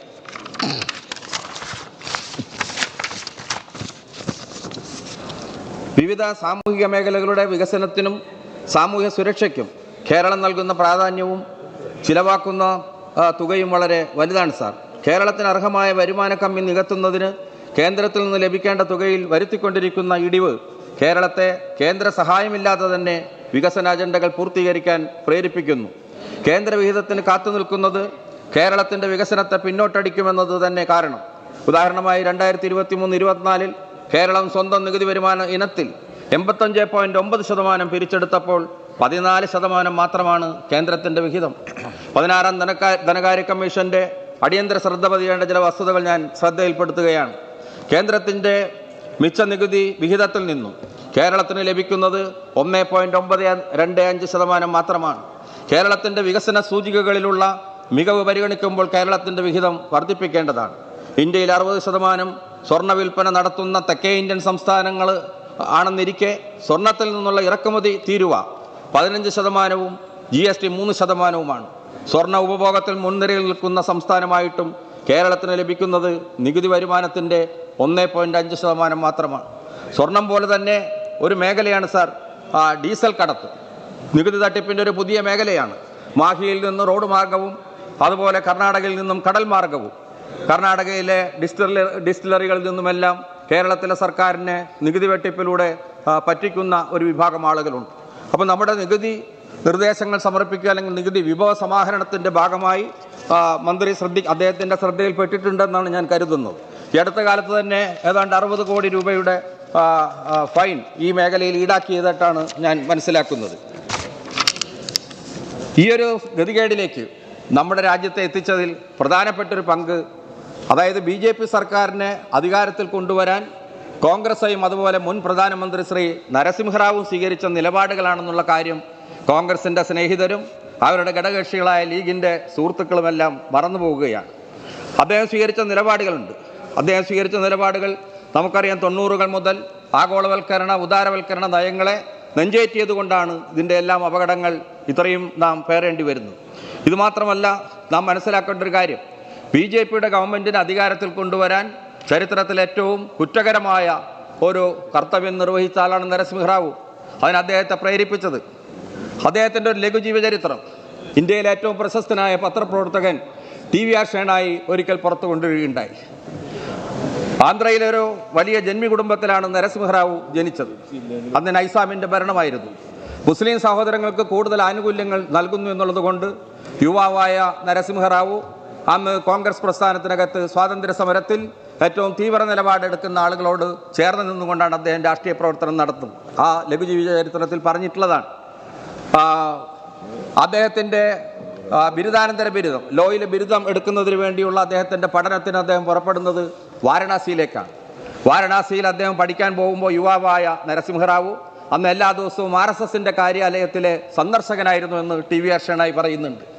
അന്ന് മുതലേ അദ്ദേഹത്തിന് ആരംഭിച്ച രാമഭക്തി, ആ രാമഭക്തി യഥാർത്ഥത്തിൽ അദ്ദേഹത്തിന് RSSകാരൻ്റെ ഒരു സംഘപരിവാരൻ്റെ മനസ്സായി നരസിംഹറാവുവിനെ രൂപപ്പെടുത്തുന്ന ചരിത്രം അദ്ദേഹം പുറത്തു കൊണ്ടുവരുന്നത്. അതുകൊണ്ടാണ് അവിടെ നമ്മുടെ അയോധ്യയിൽ ബാബരി മസ്ജിദ് തകർക്കപ്പെട്ടപ്പോൾ ഇന്ത്യയിലെ എല്ലാ മതേതരവാദികളും കണ്ണീർ പൊഴിക്കുകയുണ്ടായി. നമ്മുടെ രാജ്യത്തിൻ്റെ നിലനിൽപ്പെന്ന് പറയുന്നത് അത് ജനാധിപത്യത്തിൻ്റെയും മതനിരപേക്ഷതയുടെയും വളരെ ശക്തമായിട്ടുള്ള അടിത്തറയിലാണ്. അവിടെ ബാബരി മസ്ജിദ് തകർക്കപ്പെട്ടപ്പോൾ, അതിൻ്റെ മിനാരങ്ങൾ തകർന്നു വീണപ്പോൾ നമ്മുടെ ജനാധിപത്യത്തിൻ്റെയും അതുപോലെ മതേതരത്വത്തിൻ്റെയും സങ്കല്പങ്ങളെല്ലാം തകർന്നു വീഴുകയാണ് ചെയ്തത്. എല്ലാ സന്നാഹങ്ങളുമുണ്ട്. റിസർച്ച് ആൻഡ് അനലൈസിസ് വിങ്, എല്ലാ രഹസ്യ പോലീസിൻ്റെ വിവരങ്ങൾ എല്ലാം തത്സമയം നമ്മുടെ രാജ്യത്തിൻ്റെ പ്രധാനമന്ത്രിക്ക് ലഭിക്കുമ്പോഴും ആ മഹത്തായ ആരാധനാലയം തകർക്കുന്നതിന് വളരെ കുറ്റകരമായ മൗനം പാലിക്കുകയുണ്ടായി. അവിടെ മുതലാണ് RSS ശക്തിപ്പെട്ടത്, സംഘപരിവാർ ശക്തിപ്പെട്ടത്. അപ്പോൾ അതിന് അവസരം കൊടുത്തത് അദ്ദേഹമാണ്. ഇത് ഞാൻ പറയുന്നത് മാത്രമല്ല, ഈ ചരിത്രത്തെ സാധൂകരിച്ചുകൊണ്ട് കോൺഗ്രസിൻ്റെ നേതാവും മന്ത്രിയുമായിരുന്ന മണിശങ്കർ അയ്യർ അദ്ദേഹത്തിൻ്റെ പ്രശസ്തമായൊരു പുസ്തകം അത് ഈ അടുത്ത കാലത്ത് പ്രസിദ്ധീകരിക്കുന്ന സന്ദർഭത്തിൽ പറഞ്ഞല്ലോ, BJPയുടെ ആദ്യത്തെ പ്രധാനമന്ത്രി അത് നരസിംഹറാവു ആയിരുന്നു എന്ന് മണിശങ്കർ അയ്യർ തന്നെ അദ്ദേഹത്തിന്റെ പുസ്തക പ്രകാശന ചടങ്ങിൽ വ്യക്തമാക്കുകയുണ്ടായി. ഞാൻ ദീർഘിപ്പിക്കുന്നില്ല. ഈ ചർച്ചകളെല്ലാം നടക്കുമ്പോൾ ഇവിടെ പലതരത്തിലുള്ള ചില പ്രതികരണങ്ങൾ വരികയുണ്ടായി. ഇവിടെ നവകേരള സദസ്സിനെ അവഹേളിക്കുന്നത് കണ്ടു. നവകേരള സദസ് എന്ന് പറയുന്നത് നമ്മുടെ തീർക്കാൻ 2-3 മിനിറ്റ്. അപ്പോൾ നവകേരള സദസ് എന്ന് പറഞ്ഞാൽ നമ്മുടെ ജനാധിപത്യ സങ്കല്പത്തിന് പുതിയ അർത്ഥങ്ങൾ നൽകിയതാണ്. ജനങ്ങൾക്ക് വേണ്ടി ജനങ്ങളാൽ തിരഞ്ഞെടുക്കപ്പെടുന്ന ഭരണം. ജനങ്ങളാണ് ജനാധിപത്യ സമൂഹത്തിലെ അവരെ മാതാവായി കാണുന്ന ഒരു പ്രസ്ഥാനമാണ് ഇടതുപക്ഷം. അതുകൊണ്ട് അവർ നിർദ്ദേശങ്ങൾ നൽകട്ടെ, അവർ അഭിപ്രായങ്ങൾ പറയട്ടെ, ഞങ്ങൾ നടപ്പാക്കാനുള്ള ആളുകൾ എന്നുള്ള അർത്ഥത്തിലാണ് നവകേരള സദസ്സ് നടന്നത്. ആ സദസ്സിന് മുമ്പ് കരുതലും കൈത്താങ്ങും എന്ന് പറയുന്ന പരിപാടികൾ നടത്തി വളരെ ശ്രദ്ധേയമായിട്ട് ഉള്ളതായിരുന്നു. 4 മേഖലാ യോഗങ്ങളിലൂടെ ജനങ്ങളുടെ എല്ലാ പ്രശ്നങ്ങളും ചർച്ച ചെയ്യപ്പെടുകയുണ്ടായി. അതിൻ്റെ തുടർച്ചയിലാണ്. ഇതിവിടെ അവസാനിക്കുന്നില്ല. വരുന്ന മാസങ്ങളിൽ കേരളത്തിൻ്റെ എല്ലാ ക്രോസ് സെക്ഷനെയും മന്ത്രിമാരും മുഖ്യമന്ത്രിയും അഭിസംബോധന ചെയ്യാൻ പോവുകയാണ്. ഇപ്പോൾ സാംസ്കാരിക പ്രവർത്തകരെ, കേരളത്തിലെ എല്ലാ സാംസ്കാരിക പ്രവർത്തകരെയും നമ്മുടെ സാംസ്കാരിക തലസ്ഥാനമായ തൃശ്ശൂർ ഒത്തുചേരുകയാണ്. കേരളത്തിലെ എല്ലാ റെസിഡൻസ് അസോസിയേഷനുകളുടെയും വലിയ വിപുലമായ സമ്മേളനം എറണാകുളത്ത് വെച്ച് നടക്കാൻ പോവുകയാണ്. തൊഴിലാളികളുടെ വലിയ കൂട്ടായ്മ നടക്കാൻ പോകുന്നത് പത്രത്തിലത് വരികയുണ്ടായി. ആ തരത്തിൽ ജനാധിപത്യത്തിന് പുതിയ അർത്ഥങ്ങൾ നൽകി ജനങ്ങൾ അഭിസംബോധന ചെയ്യുന്ന കൂടുതൽ ജനകീയമാകുന്ന പരിപാടികളിലേക്കാണ് രാജ്യം നീങ്ങുന്നത്.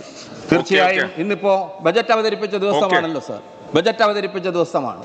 ആ ബജറ്റ് വരാൻ പോകുന്ന തെരഞ്ഞെടുപ്പിനെ കണ്ടുകൊണ്ട് BJP അവതരിപ്പിച്ചിട്ടുള്ള ചെപ്പടി വിദ്യകളടങ്ങുന്ന ഒരു ബജറ്റാണ്. അതിലൊരു കാര്യം പറയുകയുണ്ടായി. അതിൽ ഞാൻ ശ്രദ്ധിച്ചൊരു കാര്യം, നാരീശക്തിയിൽ രാജ്യം തിളങ്ങുമെന്നാണ് ധനകാര്യമന്ത്രിയുടെ ഒരു പ്രഖ്യാപനം ഞാൻ കേൾക്കുകയുണ്ടായി. ബിൽക്കീസ് ബാനു കേസും അത് സൃഷ്ടിച്ചിട്ടുള്ള പ്രത്യാഘാതങ്ങളും എല്ലാം നമുക്കറിയാമല്ലോ.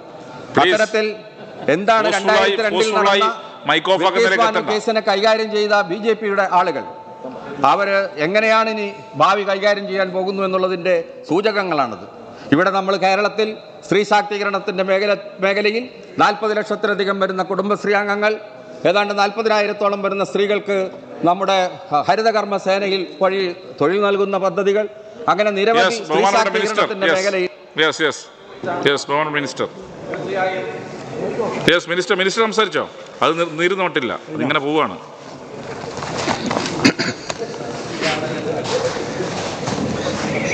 സർ, ഇവിടെ ഈ ഓർഡിനൻസ് ബില്ലാക്കുന്നതിന് വേണ്ടിയിട്ടുള്ള നിയമപരമായ നടപടിക്രമത്തിൻ്റെ ഭാഗമായിട്ടാണ് ഈ ബില്ല് അവതരിപ്പിച്ചത്. സബ്ജക്റ്റ് കമ്മിറ്റിക്ക് വിടണം എന്നുള്ള പ്രമേയമാണ് അവതരിപ്പിച്ചത്. സബ്ജക്റ്റ് കമ്മിറ്റിയിൽ അത് പരിശോധിച്ചതിന് ശേഷം വീണ്ടും ഈ സെഷനിൽ തന്നെ, ഈ സഭാ സമ്മേളനത്തിൽ തന്നെ ബില്ലാക്കി പാസ്സാക്കേണ്ടതാണ്. സർ, അത് സംബന്ധിച്ച് ഓൺലൈൻ ഗെയിമിംഗ് സംബന്ധിച്ച് ഇവിടെ കുറേയേറെ ആശങ്കകൾ ഉയർന്നു വന്നു. ആ ആശങ്കകൾ 100% പിന്തുണയ്ക്കുന്നതാണ് ഗവൺമെൻറ്റിൻ്റെ സമീപനം. ഇത് നിരോധിക്കാനുള്ള ശ്രമം നേരത്തെ തന്നെ നടത്തിയിട്ടുണ്ട്. ഇവിടെ നിരോധിച്ചു. ഹൈക്കോടതിയിൽ പോയിട്ട് അത് സംബന്ധിച്ച് സ്റ്റേ വന്നു. സുപ്രീം കോടതി കിടക്കുന്നു. തമിഴ്നാട്ടിലെ സ്ഥിതിയും ഇത്തരം കാര്യങ്ങളിൽ നേരത്തെ തന്നെ ഇതേ കേസിൻ്റെ അവസ്ഥയുണ്ട്. എന്നാൽ ഇപ്പോൾ ഓർഡിനൻസ് ഉണ്ടാക്കി ഒപ്പിട്ടില്ല എന്നുള്ള അദ്ദേഹം പറഞ്ഞ മുൻ പ്രതിപക്ഷ നേതാവ് പറഞ്ഞ കാര്യം അടക്കമുണ്ട്. സാർ, ഇത് എന്തുകൊണ്ടാണ് ഇങ്ങനൊരു നിയമത്തിൻ്റെ പ്രസക്തി? ഈ നിയമത്തിൻ്റെ പ്രസക്തി നിലവിൽ ഇങ്ങനെ നേരത്തെ ഇതുപോലെ നടത്തിയിരുന്നു. നേരത്തെ നമ്മൾ നിരോധിക്കാൻ പോയി, ഓൺലൈനും അതുപോലെ മറ്റു കാര്യങ്ങളും നിരോധിക്കാൻ പോയപ്പോൾ അതെങ്ങനെ നടന്നു?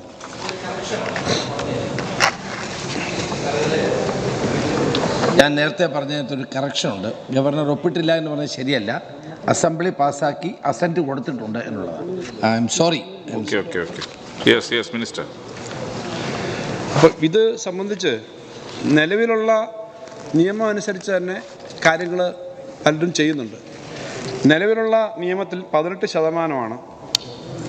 നമ്മൾ അംഗീകരിക്കുന്നില്ല. കേരളം ഉൾപ്പെടെയുള്ള സമീപനം എടുത്തത് നമുക്കറിയാം. നേരത്തെ അങ്ങ് ആഭ്യന്തരമന്ത്രി ആയിരുന്നപ്പോഴും ഇത്തരം കാര്യങ്ങൾ പലതും ചർച്ച വന്നിട്ടുണ്ട്. ഈ ഓൺലൈനല്ല, മറ്റു പലതും വന്നിട്ടുണ്ട്. നിലവിലത് നേരത്തെയുള്ള ചരക്ക് സേവന നികുതി നിയമത്തിൽ തന്നെ അതിനകത്ത് ചാപ്റ്റർ 22 ടെലികമ്മ്യൂണിക്കേഷനും ബ്രോഡ്കാസ്റ്റിങ്ങും ഇൻഫർമേഷൻ സപ്ലൈ സർവീസസ് എന്ന് പറഞ്ഞൊരു പ്രൊഫഷനിലാണ് നേരത്തെ ഇത് ചെയ്തുകൊണ്ടിരുന്നത്. അപ്പോൾ അതിന് യാതൊരു കൃത്യതയില്ല. പലതും അതിൻ്റെ റേറ്റ് 18%.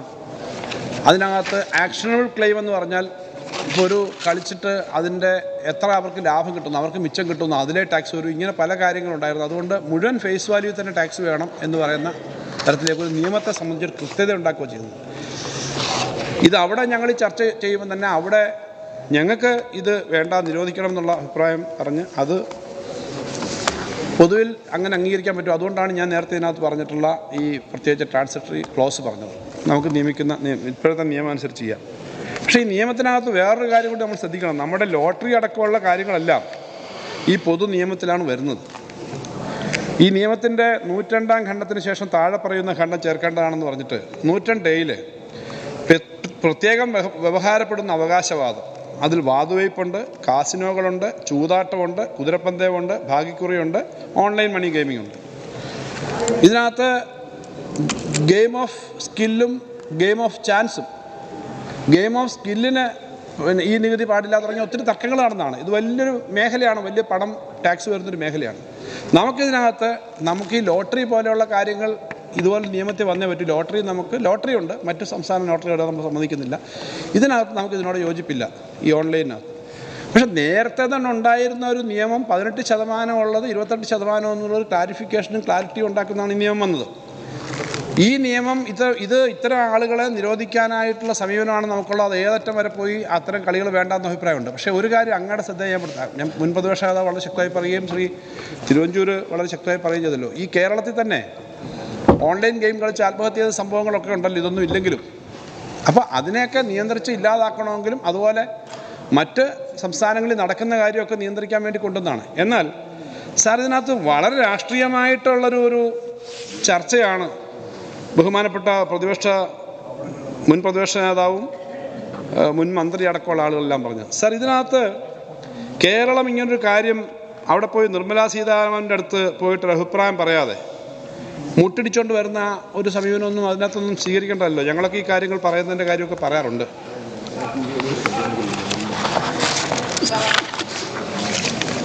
സർ, കേരളത്തിലെ ഏറ്റവും എല്ലാ തലമുറകളെ ബാധിക്കുന്ന ഒരു പ്രശ്നം രാഷ്ട്രീയം കൊണ്ടുവന്ന് ഡിവൈഡ് ചെയ്യരുത്. നമ്മൾ പറഞ്ഞ ഒന്നും പൊളിറ്റിക്സ് അല്ല. അതിനകത്ത് നമ്മൾ മനുഷ്യരിലെ പറഞ്ഞ കൂട്ടത്തിൽ വല്ല രാഷ്ട്രീയം വന്നുപെട്ടിട്ടുണ്ടാകാം. പക്ഷേ ഇത് രാഷ്ട്രീയത്തിൻ്റെ അടിസ്ഥാനത്തിൽ പറയുന്നതല്ല. അങ്ങയുടെയും ഞങ്ങളുടെയും അവിടെ ഇരിക്കുന്നവരുടെയും ഇപ്പുറത്തിരിക്കുന്ന എല്ലാവരുടെയും അടുത്ത തലമുറയെ രക്ഷിക്കുന്നതിന് വേണ്ടിയുള്ള നടപടിയും തള്ളതല്ല ഞങ്ങളത് പറയുന്നത്. അല്ല, ആ സമീപനം തന്നെയാണല്ലോ നമ്മൾ ഓൺലൈനായാലും അന്യസംസ്ഥാന ലോട്ടറി ആയാലും മറ്റു കാര്യങ്ങളുമൊക്കെ ഇവിടെ ഇല്ല. ഇവിടെ ഇന്ത്യയിലെ 2 സംസ്ഥാനങ്ങളിൽ നടത്തുന്ന ടൂറിസത്തിന് ഏറ്റവും കൂടുതൽ സാധ്യതയുണ്ടെന്ന് പറയുന്നൊരു കാര്യമാണല്ലോ ഈ ഗോവയിലൊക്കെയുള്ള കാസിനോസ്. സിക്കിമും ഗോവയിലെ കാസിനോസിൻ്റെ കാര്യത്തിലൊക്കെ ഇത് വലിയ തോതിൽ ബാധിക്കും. 28% അവർക്കാണെങ്കിൽ ആക്ഷണൽ ക്ലെയിമേ പാടുള്ളൂ എന്ന് ശക്തമായ അഭിപ്രായമായിരുന്നു. ഒരു ഘട്ടത്തിൽ വളരെ ശക്തമായ വാദങ്ങളും ഉണ്ടായി. പക്ഷേ ശക്തമായിട്ട് നിന്നിട്ടാണ് ആ റേറ്റ് ഉൾപ്പെടെ വർദ്ധിപ്പിക്കുന്നത് കാണിച്ചത്. അത് പൊതുവിലാണ്. നമ്മുടെ സംസ്ഥാനത്ത് ഇതില്ല. നമുക്ക് ഈ പറഞ്ഞ കാസിനോസ് ഇല്ല, നമുക്ക് ഈ കുതിരപ്പന്തയവും ഇല്ല. സർ, ഈ ഓൺലൈൻ ഗെയിം ആകെ അപകടത്തിലാണ്, അതെല്ലാം നിരോധിക്കണം എന്നുള്ള ഒരു സമീപനത്തോടെ നമ്മൾ പോകുമ്പോൾ ഈ ഓൺലൈൻ സംവിധാനത്തിൽ ഇപ്പോൾ വിദ്യാർത്ഥികൾ പഠിക്കുന്നതും എല്ലാം ആ രീതിയിലേക്ക് മാറുന്നതുകൊണ്ട് ഓൺലൈൻ ഉപയോഗപ്പെടുത്തിക്കൊണ്ട് അത്യാവശ്യം ഗെയിം കളിക്കുന്നതൊക്കെ ഒരു യാഥാർത്ഥ്യമായി മാറിയിട്ടുണ്ട്. അപ്പോൾ എന്താ വെച്ചാൽ നമ്മുടെ നാട്ടിൽ നിരോധിച്ചാലും മറ്റു സ്ഥലങ്ങളിലേക്ക് മറ്റു സ്ഥലങ്ങളിലേക്ക് പോകുമ്പോൾ അവർ ഉപയോഗിക്കും. അപ്പോൾ നമ്മുടെ നാടിനെ വെറുക്കുന്ന ഒരു സാഹചര്യം വരും.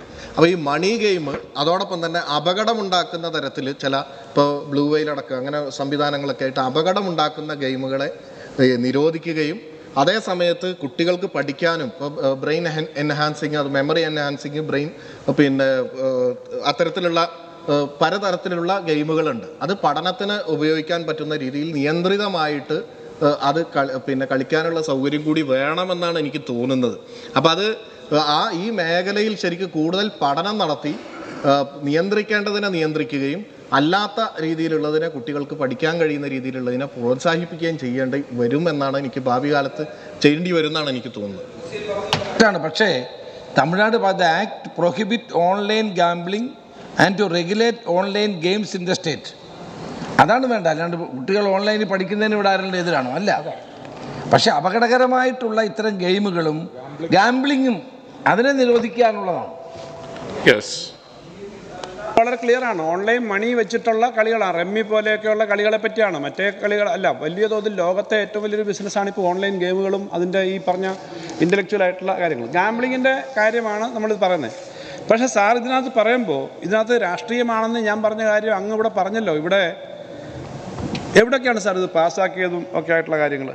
സാർ, കോൺഗ്രസിൻ്റെ ഭരണമുള്ള സംസ്ഥാനമാണല്ലോ. ഞാനിത് രാഷ്ട്രീയമായി പറയണമെന്ന് ആഗ്രഹിച്ചല്ല. പക്ഷേ ഒരു സഭയെ പറയുമ്പോൾ അടിച്ചിരുത്താൻ വേണ്ടി ആരെ അവമാനിക്കുന്ന നേരത്തെ സംസാരിക്കരുത്. സാധാരണ അങ്ങനെ സംസാരിക്കാറുള്ള ആളുകളല്ല നിങ്ങളെന്നുള്ളത് ഞാൻ പറയാം. പക്ഷേ ഇക്കാര്യത്തിനകത്ത് ഹരിയാന ഇത് പാസ് ചെയ്തു സാർ.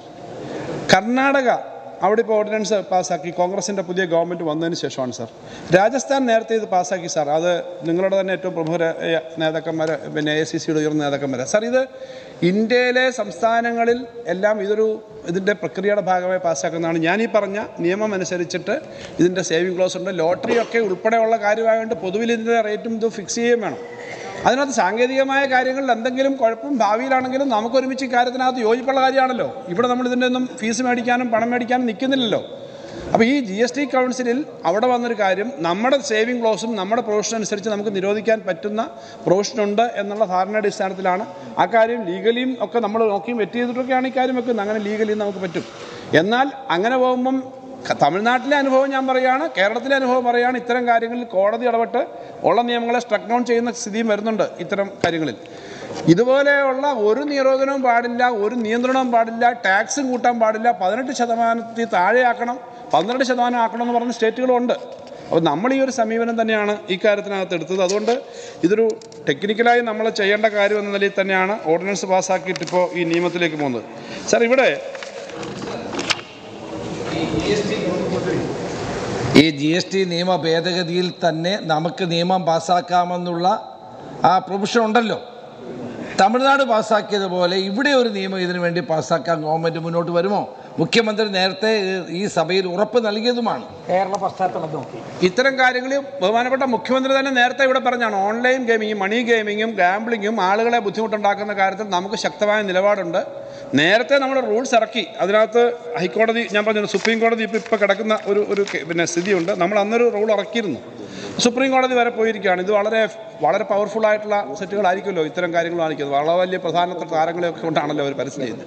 നമ്മുടെ സമീപനം അതാണ്. ഇവിടെ അങ്ങ് പറഞ്ഞ കാര്യം പരിശോധിക്കാം. കാരണം മുഖ്യമന്ത്രി തന്നെ ഈ സഭയിൽ പറഞ്ഞിട്ടുള്ളതാണ്. അതിനകത്ത് പ്രതിപക്ഷത്തിനും ഭരണപക്ഷത്തിനും ഇത്തരം ഓൺലൈൻ മണി ഗെയിമിങ് പോലുള്ള കാര്യത്തിൽ, ഗാംബ്ലിങ് പോലുള്ള കാര്യത്തിൽ അതിനെ പാടില്ല എന്നുള്ള കാര്യത്തിൽ യാതൊരു സംശയമില്ല. കാസിനോ ഒന്നും ഇവിടെ ഇല്ല. കാസിനോയും ഒന്നും ഇവിടെ വന്നിട്ടില്ല. ഇതിനകത്തെ നേരത്തെയുള്ള പ്രൊഫഷണലാണ്. എന്തായാലും അതിനോടെ നമുക്ക് യോജിപ്പില്ല. കാസിനോയും അതുപോലുള്ള കാര്യങ്ങളോടൊന്നും നമുക്ക് യോജിപ്പില്ല. പക്ഷേ ഇതിന് വേണം പൊതുവായ ഒരു നിയമം പാസ്സാക്കുന്നേ എനേബിളിംഗ് ആക്റ്റാണ്. ബാക്കി പ്രൊവിഷൻസ് ഉണ്ട് അതനുസരിച്ച് തന്നെയാണ്. സാർ, ഇവിടെ ഇങ്ങനെ ചർച്ച ചെയ്തു പോകുമ്പോൾ ഏത് കാര്യത്തിലും ഈ തെങ്ങിക്കെട്ടിയ പശു ഇങ്ങനെ പോകുന്നതിനോട്ട് അവസാനം പറഞ്ഞു വരുന്നത് കഴിഞ്ഞ 4 ദിവസമായിട്ട് ഒരേ വിഷയം. സാർ, എനിക്കാണെങ്കിൽ അധികം മറുപടി പറഞ്ഞ് ഇരിക്കാനുള്ള സമയം വേണമെന്നേ ഇല്ല. പക്ഷേ സാർ, ഈ 4 ദിവസമായിട്ടും വീണ്ടും പറയുന്നത് എന്താ, ഒരു സോഷ്യൽ സെക്യൂരിറ്റി പെൻഷൻ, അതിൻ്റെ പേരിൽ ഉണ്ടായ ആത്മഹത്യ, അതിൻ്റെ കത്തും കേസും ഡീറ്റെയിൽസും എല്ലാം ഇവിടെ സംസാരിച്ചിട്ടും വേറൊരു കാര്യവും കണ്ടുപിടിക്കാൻ കേരളത്തിലെ പ്രതിപക്ഷത്തിന് കഴിയുന്നില്ലല്ലോ കേരളത്തിലെ ജനങ്ങളുടെ കാര്യത്തിലെന്നുള്ള ഒരു ശങ്ക ആളുകൾക്കുണ്ടാവില്ല സാർ. അല്ല, ഇത് എത്രയെത്ര കാര്യങ്ങളുണ്ട്. എന്തെങ്കിലും ഒരു കാര്യം പറയാൻ മറ്റൊന്നുമില്ല ഈ 4 ദിവസം അവിടെ നിന്നൊന്നും. അതോ ശ്രീ ഷംസുദ്ദീനെ പോലെയുള്ള ഒരാൾ IGSTയുടെ കാര്യത്തിനകത്ത് അങ്ങ് ആ പറഞ്ഞ കാര്യം IGST അല്ല. ഞാൻ അതുകൊണ്ടാണ് അപ്പോൾ ക്ലാരിഫൈ ചെയ്യാൻ പറഞ്ഞത്. IGST അങ്ങേപ്പോലെ ഒരാൾ സാമാന്യം ഈ കാര്യങ്ങളൊക്കെ നന്നായി അവതരിപ്പിക്കുന്ന ഒരാളെന്നാണല്ലോ ഈ ഹൗസിൻ്റെ ധാരണ. അപ്പോൾ ഇങ്ങനെയാണ് അവതരിപ്പിക്കുന്നതെന്ന് അങ്ങേപ്പറ്റി ഒരു മോശപ്പെട്ട അഭിപ്രായം വരരുതെന്നുള്ളതുകൊണ്ട് ഞാൻ പറഞ്ഞു. IGST എന്ന് പറഞ്ഞാൽ ഇവിടുന്ന് കൊടുക്കുന്ന കണക്കല്ല, നാച്ചുറലി ഓട്ടോമാറ്റിക്കലി വരുന്നൊരു സംഗതിയാണ്. അപ്പോൾ അതുകൊണ്ട് GST കോമ്പൻസേഷൻ സംബന്ധിച്ചുള്ള കാര്യമാണ് അന്നവർ പറഞ്ഞത്. IGSTയുടെ കാര്യമാണ് നമ്മുടെ ബഹുമാനപ്പെട്ട പാർലമെൻറ്റ് അങ്ങോട്ട് ചോദിച്ചത്. അത് തന്നെ തെറ്റായ ചോദ്യമായിരുന്നു. കാരണം എത്ര പണം ഇങ്ങനെ IGST ഇനത്തിൽ കേരളത്തിന് കിട്ടാറുണ്ട്, കേരളത്തിന് കണക്ക് വന്നില്ലെന്നൊക്കെ ചോദിച്ചാൽ ആ പാർലമെൻറ്റ് അംഗത്തിൻ്റെ ധാരണയെപ്പറ്റിയും ആളുകൾ അറിയും. എന്നിട്ട് വലിയ വാർത്ത കൊടുത്തതാണ്. ഞാനിത് പറഞ്ഞു കഴിഞ്ഞാൽ ഇനിയും പറയാം. പറഞ്ഞങ്ങ് നിർത്തിക്കോട്ടെ. അത് കഴിഞ്ഞ് എന്നെ പറയാം. കാരണം അല്ലെങ്കിൽ പറഞ്ഞു കഴിഞ്ഞ് നിർത്താം. അപ്പം ഇതിനകത്ത് IGSTയുടെ കാര്യത്തിനകത്ത് അങ്ങനൊരു കാര്യം തെറ്റായിട്ടുള്ള ധാരണ ആയതുകൊണ്ട് ഞാൻ പറഞ്ഞതാണ്. അപ്പൊ അങ്ങനെ കറക്റ്റ് ചെയ്യുന്നു എന്നുള്ളത് സാർ, ഇതിനകത്ത് ഇവിടെ പറഞ്ഞേക്കുന്ന ഇന്ന് തന്നെ ഈ മെമ്പർമാർ ഞാനീ പറഞ്ഞു പഴയ കാര്യം, ആർഭാടം, അത് ഇത് തുടങ്ങിയ കാര്യങ്ങൾ ഒക്കെ പറഞ്ഞു. എന്നിട്ട് പറഞ്ഞു വെച്ചപ്പോൾ അത് നമുക്ക് ക്ലാരിഫിക്കേഷൻ അവസാനം എടുക്കാം. പറഞ്ഞു വെച്ച് കഴിഞ്ഞപ്പം ശ്രീ ഉമ്മൻചാണ്ടി ഗവൺമെൻറ്റിൻ്റെ കാര്യം ഉൾപ്പെടെ എന്തൊക്കെ പറഞ്ഞു ഇവിടുന്ന് ഞാനത് പിന്നെ നിർത്തുന്ന ഉടനെ ആകുമ്പം സമയം ചുരുക്കി നിർത്താമെന്നുള്ളതുകൊണ്ടാണ്.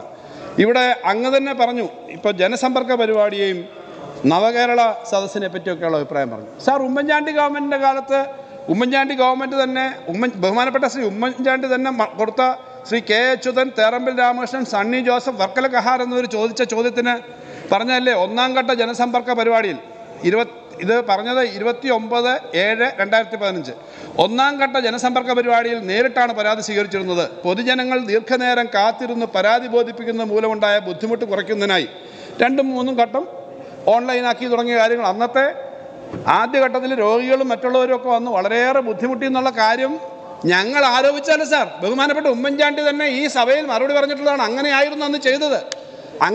അന്ന് ചെയ്തതിൻ്റെ ഭാഗമായിട്ട് ഒത്തിരി ബുദ്ധിമുട്ടുണ്ടായിട്ടുള്ള. ഇവിടെ ഇപ്പോൾ അങ്ങനല്ല. ഇവിടെ തദ്ദേശ സ്വയംഭരണ വകുപ്പ് പെറ്റീഷൻ മേടിച്ചു. അവർ യോഗം ചേർന്ന് നടപടിക്രമം അനുസരിച്ചിട്ടാണ്. അവിടെ മാത്രമേ സാർ 5-8 ലക്ഷം ആളുകളുടെ പരാതി എല്ലായിടത്തും വന്നു.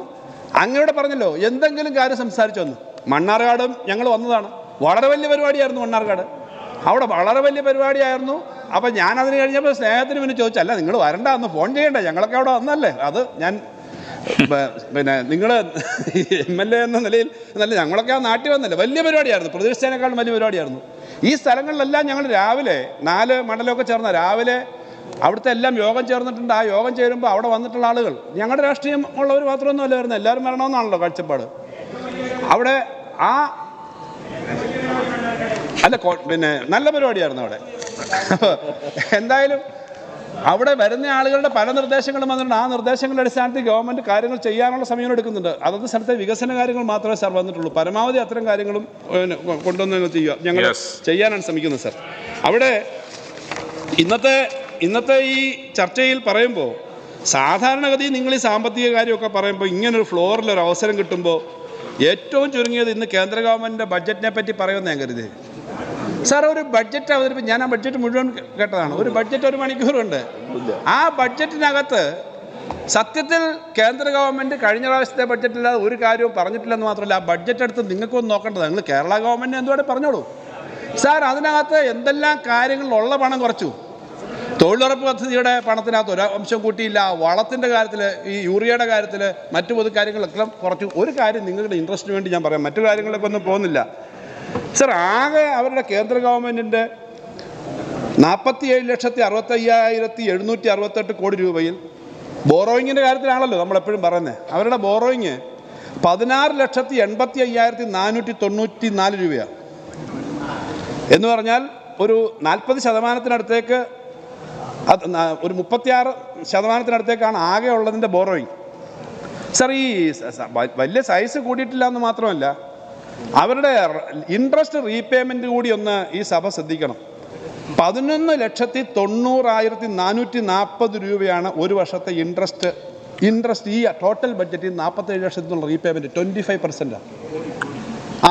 പിന്നെ ഞാനീ പറഞ്ഞ കോടിയാണ് 11,90,440 കോടി. 47,65,768 കോടിയാണ് ടോട്ടൽ ബഡ്ജറ്റ് സൈസ്. അതിൽ നിന്ന് കടമടയ്ക്കുന്നതാണ് ഇത്. 25% ആകെ ബഡ്ജറ്റിൻ്റെ 25%. ആകെ ബഡ്ജറ്റിൻ്റെ 36% ബോറോയിങ് ആണ് സാർ. ഇവിടെ 39%. സാർ ഇവിടുത്തെ ബോറോയിങ് 36% താഴെ വന്നിട്ടുണ്ട്. എന്നിട്ട് അവരുടെ ആകെ ബോറോയിങ് കഴിഞ്ഞ പ്രാവശ്യം 5.8 ആയി. GSDPയുടെ 5.8% ആണ് ഇപ്പോഴത്തെ കറണ്ട് ഫിനാൻഷ്യൽ ഇയർ എടുത്തിരിക്കുന്ന കടം. അടുത്ത വർഷം അത് 5.1. ആ സർക്കാരാണ് പറയുന്നത് കേരളം പോലുള്ള സംസ്ഥാനം 3% എടുക്കാവുള്ളൂ. കഴിഞ്ഞ പ്രാവശ്യം 2.5% തന്നുള്ളൂ. സാർ ഇത്തരം കാര്യങ്ങൾ ഒരു കേന്ദ്ര ഗവൺമെൻറ്റിൻ്റെ ബഡ്ജറ്റ് അവതരിപ്പിച്ച് ആ ദിവസം ചർച്ച ചെയ്യുമ്പോൾ നിങ്ങൾ ഇതിനെപ്പറ്റി കൂടിയൊക്കെ പറയണമെന്നേ ഞങ്ങളിവിടെ ഇരിക്കുന്ന ആളുകൾ പറയുന്നുള്ളൂ. നിങ്ങളിതൊന്നും പറയുന്നില്ലല്ലോ, ഇതൊന്നും പറയുന്നില്ല. ഇപ്പോഴും ചക്കിട്ടപ്പാറയിലെ ജോസഫിൻ്റെ പ്രശ്നം, ഇത് കേന്ദ്ര ബഡ്ജറ്റ് നിങ്ങൾ അവിടെ പറയുമോ? കേന്ദ്ര ബഡ്ജറ്റ് നിങ്ങൾ അവിടെ പറയുമോ? കേന്ദ്ര ബഡ്ജറ്റ് അവിടെ പറയാൻ ഇന്ന് ആ സഭയിൽ അവതരിപ്പിക്കുമ്പോൾ എന്താ ഉള്ളതെന്ന് അറിയാം. കേന്ദ്ര ബഡ്ജറ്റ് അവിടെ അവതരിപ്പിക്കുമ്പോൾ ഒന്നും സംസാരിക്കാതിരുന്ന കാര്യം ഉൾപ്പെടെ ഉണ്ട്. അതുപോട്ടെ, കേന്ദ്ര ബഡ്ജറ്റ് നിശബ്ദയായിരുന്നൊക്കെ ഉണ്ടെന്ന്. കേന്ദ്ര ബഡ്ജറ്റ് അവിടെ ഞാൻ പറയട്ടെ, കേന്ദ്ര ബഡ്ജറ്റിൻ്റെ കാര്യം അവിടെയും പറയണം, ഇവിടെയും പറയണം. ഇവിടെ പറഞ്ഞല്ലോ, ഇവിടെ പല കാര്യങ്ങളും പറഞ്ഞല്ലോ. അപ്പം ഇവിടെ സാർ ഇതാണ് സാർ പ്രശ്നം. നിങ്ങൾ ഇവിടുത്തെ കാര്യം പറഞ്ഞാൽ മതി. അപ്പം ഈ ഇന്ത്യക്കകത്തല്ലേ കേരളം സാർ? ഇന്ത്യക്കകത്തല്ലേ കേരളം? ഇവിടുത്തെ കാര്യം പറഞ്ഞാൽ ഈ ബഡ്ജറ്റിനകത്ത് വരുന്ന പൈസ ഇവിടെ വരുന്നല്ലേ. ഞാൻ സമയം എടുക്കുന്നില്ല. പക്ഷെ ഇത്തരം ചില കാര്യങ്ങൾ അവിടെ ഇപ്പോൾ സാർ ഇവിടെ ഒരു കാര്യം ഓർമ്മിപ്പിക്കണമെന്നാണ് ബഹുമാനപ്പെട്ട ഞങ്ങളുടെ മെമ്പർമാർ പറഞ്ഞത്. അങ്കമാലിയിലെ പ്രധാനമന്ത്രി എന്ന് പറഞ്ഞൊരു സിനിമ ഉണ്ടായിരുന്നില്ല, അതിനകത്തൊരു കഥാപാത്രം. അങ്കമാലിയിലെ പ്രധാനമന്ത്രി എന്ന് പറയുന്ന പോലെ ഞങ്ങൾ ഇവിടുത്തെ കാര്യമൊന്നും അന്വേഷിക്കത്തില്ല. കേരളത്തിലെ ഇന്ത്യയിലെ കാര്യമൊന്നും ഞങ്ങൾക്ക് പ്രശ്നമല്ല എന്ന് പറയാൻ പറ്റുമോ? അപ്പോൾ ഇതുപോലുള്ള കാര്യങ്ങളും ചർച്ച ചെയ്യണമെന്നേ ഞാൻ പറഞ്ഞുള്ളൂ. ഇത്തരം കാര്യങ്ങളും ചർച്ച ചെയ്യണം സാർ. ഇവിടെ നമ്മൾ ഈ അവതരിപ്പിച്ച ഈ ബില്ല് നമുക്ക് സബ്ജക്ട് കമ്മിറ്റിയിൽ അയച്ച് ചർച്ച ചെയ്യുമ്പോൾ ബാക്കി കാര്യങ്ങൾ പറയാൻ കുറേയേറെ കാര്യങ്ങൾ ഇതേപോലെ ഇവിടെ ചർച്ച ചെയ്ത് ഞാൻ അതിനെല്ലാ കാര്യങ്ങളും എടുത്ത് മറുപടി പറയുന്നില്ല. നമുക്കെന്തായാലും ഓൺലൈൻ റമ്മിയും ഗെയിമിങ്ങും പണം വെച്ചുള്ള കളിയൊന്നും നമുക്കത് അംഗീകരിക്കേണ്ടതല്ല. അതിനകത്ത് നമുക്ക് യോജിപ്പ് തന്നെയാണ്. പക്ഷേ ഇതൊരു നിയമനിർമ്മാണം എന്നുള്ള സാങ്കേതികത്വമാണ്. ഞാൻ ഈ പറഞ്ഞ സ്റ്റേറ്റുകളെല്ലാം ഇത് എടുത്തിട്ടുള്ളതാണ്, പാസ്സാക്കിയിട്ടുള്ളതാണ്. അതാണ് എൻ്റെ പറയാനുള്ള കാര്യം സാർ. ഇന്ന് ബഡ്ജറ്റ് അവതരിപ്പിച്ചപ്പോൾ പ്രതിപക്ഷം മിണ്ടാതിരുന്നു. അങ്ങിവിടെ ബഡ്ജറ്റ് അവതരിപ്പിക്കുമ്പോൾ ഞങ്ങൾ ബഹളം ഉണ്ടാക്കാറില്ല. ബഡ്ജറ്റ് കേൾക്കുകയല്ലേ. ബഡ്ജറ്റിൻ്റെ ചർച്ച നടക്കുമ്പോഴാണ് ബഡ്ജറ്റിനെ പറ്റി പറയുന്നത്. അല്ലാണ്ട് അവിടെ കിടന്ന് അടി ഉണ്ടാക്കുകയാണ് വേണ്ടത് ബഡ്ജറ്റിന്. അങ്ങ് എന്താ ഈ പറയുന്നത്? അങ്ങ് രാജ്യസഭ മെമ്പറായിരുന്ന ആളല്ലേ? അവിടെ ബഹളം ഉണ്ടാക്കിയില്ല എന്നുള്ളതല്ല ഞാൻ പറഞ്ഞ. ആദ്യം ഞാൻ പറഞ്ഞത് ഇത്രയും പ്രമാദമായ കേന്ദ്ര ഗവൺമെന്റിന്റെ ഒരു ബഡ്ജറ്റ് അവതരിപ്പിക്കും. ആ ബഡ്ജറ്റിന്റെ ടോണുണ്ട് സാർ. എല്ലാ ടെലിവിഷൻകാരുടെയും ചർച്ചയിൽ നിന്ന് പറഞ്ഞൊരു കാര്യമുണ്ട്. ഒരു ചെറിയ ചേഞ്ച് പോലും ഇല്ലാതെ അങ്ങേയറ്റ ആത്മവിശ്വാസത്തോടു കൂടിയാണ് ബഡ്ജറ്റ് അവതരിപ്പിച്ചത്. എന്ന് പറഞ്ഞാൽ ഏത് ബഡ്ജറ്റ്, ഈ ബഡ്ജറ്റ് എങ്ങനെ അവതരിപ്പിച്ചാലും ഞങ്ങൾക്കൊരു പ്രശ്നമില്ല. ഇന്ത്യയിലെ ഒരു ബഡ്ജറ്റ് എന്ന നിലയിൽ ഇപ്പോൾ ഏറ്റവും കൂടുതൽ അവർ ചെയ്യേണ്ടിയിരുന്നത് എന്താ? കേരളത്തിന് പ്രത്യേക കാര്യമില്ല, ഇന്ത്യയിലൊരു എക്കണോമിയുടെ റിസഷൻ ഉണ്ട്, പൊതുവിലുണ്ട്. അതിന് എക്കണോമിയെ സജീവമാക്കാൻ വേണ്ടിയിട്ടുള്ള കുറേ പണം പലതരത്തിലേക്ക് എക്കണോമിയെ സജീവമാക്കുന്നതിന് വേണ്ടി ഫണ്ടൊക്കെ പോകണം. ഇതാണ് സാധാരണ ഒരു ബഡ്ജറ്റ് പ്രതീക്ഷിക്കേണ്ടത്. അത് വന്നില്ല. അപ്പോൾ പത്രങ്ങളെല്ലാം എഴുതുന്ന, ടി വിക്കാരെല്ലാം എഴുതുന്ന അങ്ങേയറ്റം കോൺഫിഡൻസ് ആണ്, എന്തായാലും ഞങ്ങൾ ജയിക്കുമെന്ന നിലയിൽ ഞങ്ങൾ ഇതൊക്കെ തുടരുന്നു എന്നുള്ള സമയം എടുത്തു എന്ന് പറഞ്ഞ് അവിടെ ബഹളം ഉണ്ടാക്കുന്ന കാര്യമല്ല ഞാൻ പറഞ്ഞേ. ഇത്രയും ഒരു കാര്യം വരുമ്പോൾ ഇവിടെ ഈ സഭയ്ക്കകത്ത് ആ കാര്യങ്ങളൊന്ന് മെൻഷൻ ചെയ്യണമായിരുന്നു. അപ്പോൾ ബഹുമാനപ്പെട്ടൊരു അങ്ങ് എന്താ പറഞ്ഞേ? ഞങ്ങൾ ഇന്ത്യയുടെ ബഡ്ജറ്റിൻ്റെ കാര്യം പാർലമെൻറ്റിൽ പറഞ്ഞോളാം, ഇവിടുത്തെ കാര്യമൊന്നും അല്ലത് എന്ന് പറഞ്ഞ ഞാൻ പറഞ്ഞു. അവിടെ പത്രങ്ങളും ടെലിവിഷൻകാർ റിപ്പോർട്ട് ചെയ്തൊരു കാര്യം കൂടി, ടെലിവിഷൻകാരുടെ ഒരു ബഡ്ജറ്റ് ചർച്ച വരുമ്പോൾ തീർച്ചയായിട്ടും കേന്ദ്ര ബഡ്ജറ്റിനെ പറ്റി സംസാരിക്കും, കേരള ബഡ്ജറ്റിനെ പറ്റി സംസാരിക്കും. അതാണ് ഇവിടുത്തെ പതിവ്. അല്ലാണ്ട് ഇവിടെ ഒരു ഭേദഗതി, അങ്ങനെ ഒരു ഓർഡിനൻസ് റീപ്ലേസ് ചെയ്യാനുള്ള ബില്ല് കൊണ്ടുവരുമ്പോഴാണോ പ്രസംഗിക്കുന്നത്? What are you talking, mister Balagopal? Sir, I am talking something relevant about your discussion.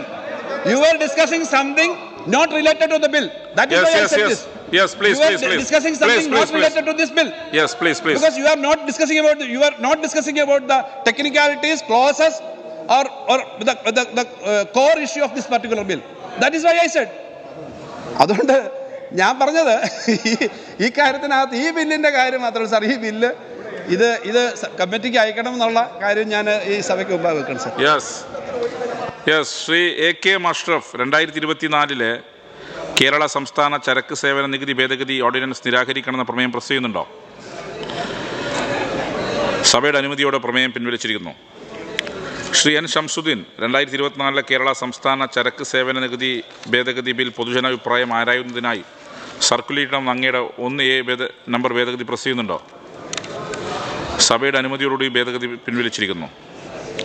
Shri KN Unnikrishnan, Kerala സംസ്ഥാന ചരക്ക് സേവന നികുതി ഭേദഗതി ബിൽ ഒരു സെലക്ട് കമ്മിറ്റിയുടെ പരിഗണനയ്ക്ക് അയക്കണമെന്ന് അങ്ങയുടെ 2B നമ്പർ ഭേദഗതി പ്രസ് ചെയ്യുന്നുണ്ടോ? സഭയുടെ അനുമതിയോടെ ഭേദഗതി പിൻവലിച്ചിരിക്കുന്നു. ഇനി 2024 കേരള സംസ്ഥാന ചരക്ക് സേവന നികുതി ഭേദഗതി ബിൽ സാമ്പത്തിക കാര്യങ്ങളെ സംബന്ധിച്ച് സബ്ജക്ട് കമ്മിറ്റി 8ന്റെ പരിഗണനയ്ക്ക് അയക്കണമെന്ന പ്രമേയത്തെ പ്രതികൂലിക്കുന്നവർ പ്രമേയം സഭ അംഗീകരിച്ചിരിക്കുന്നു. ബില്ല് സബ്ജക്ട് കമ്മിറ്റി 8ന്റെ പരിഗണനയ്ക്ക് അയക്കുന്നു.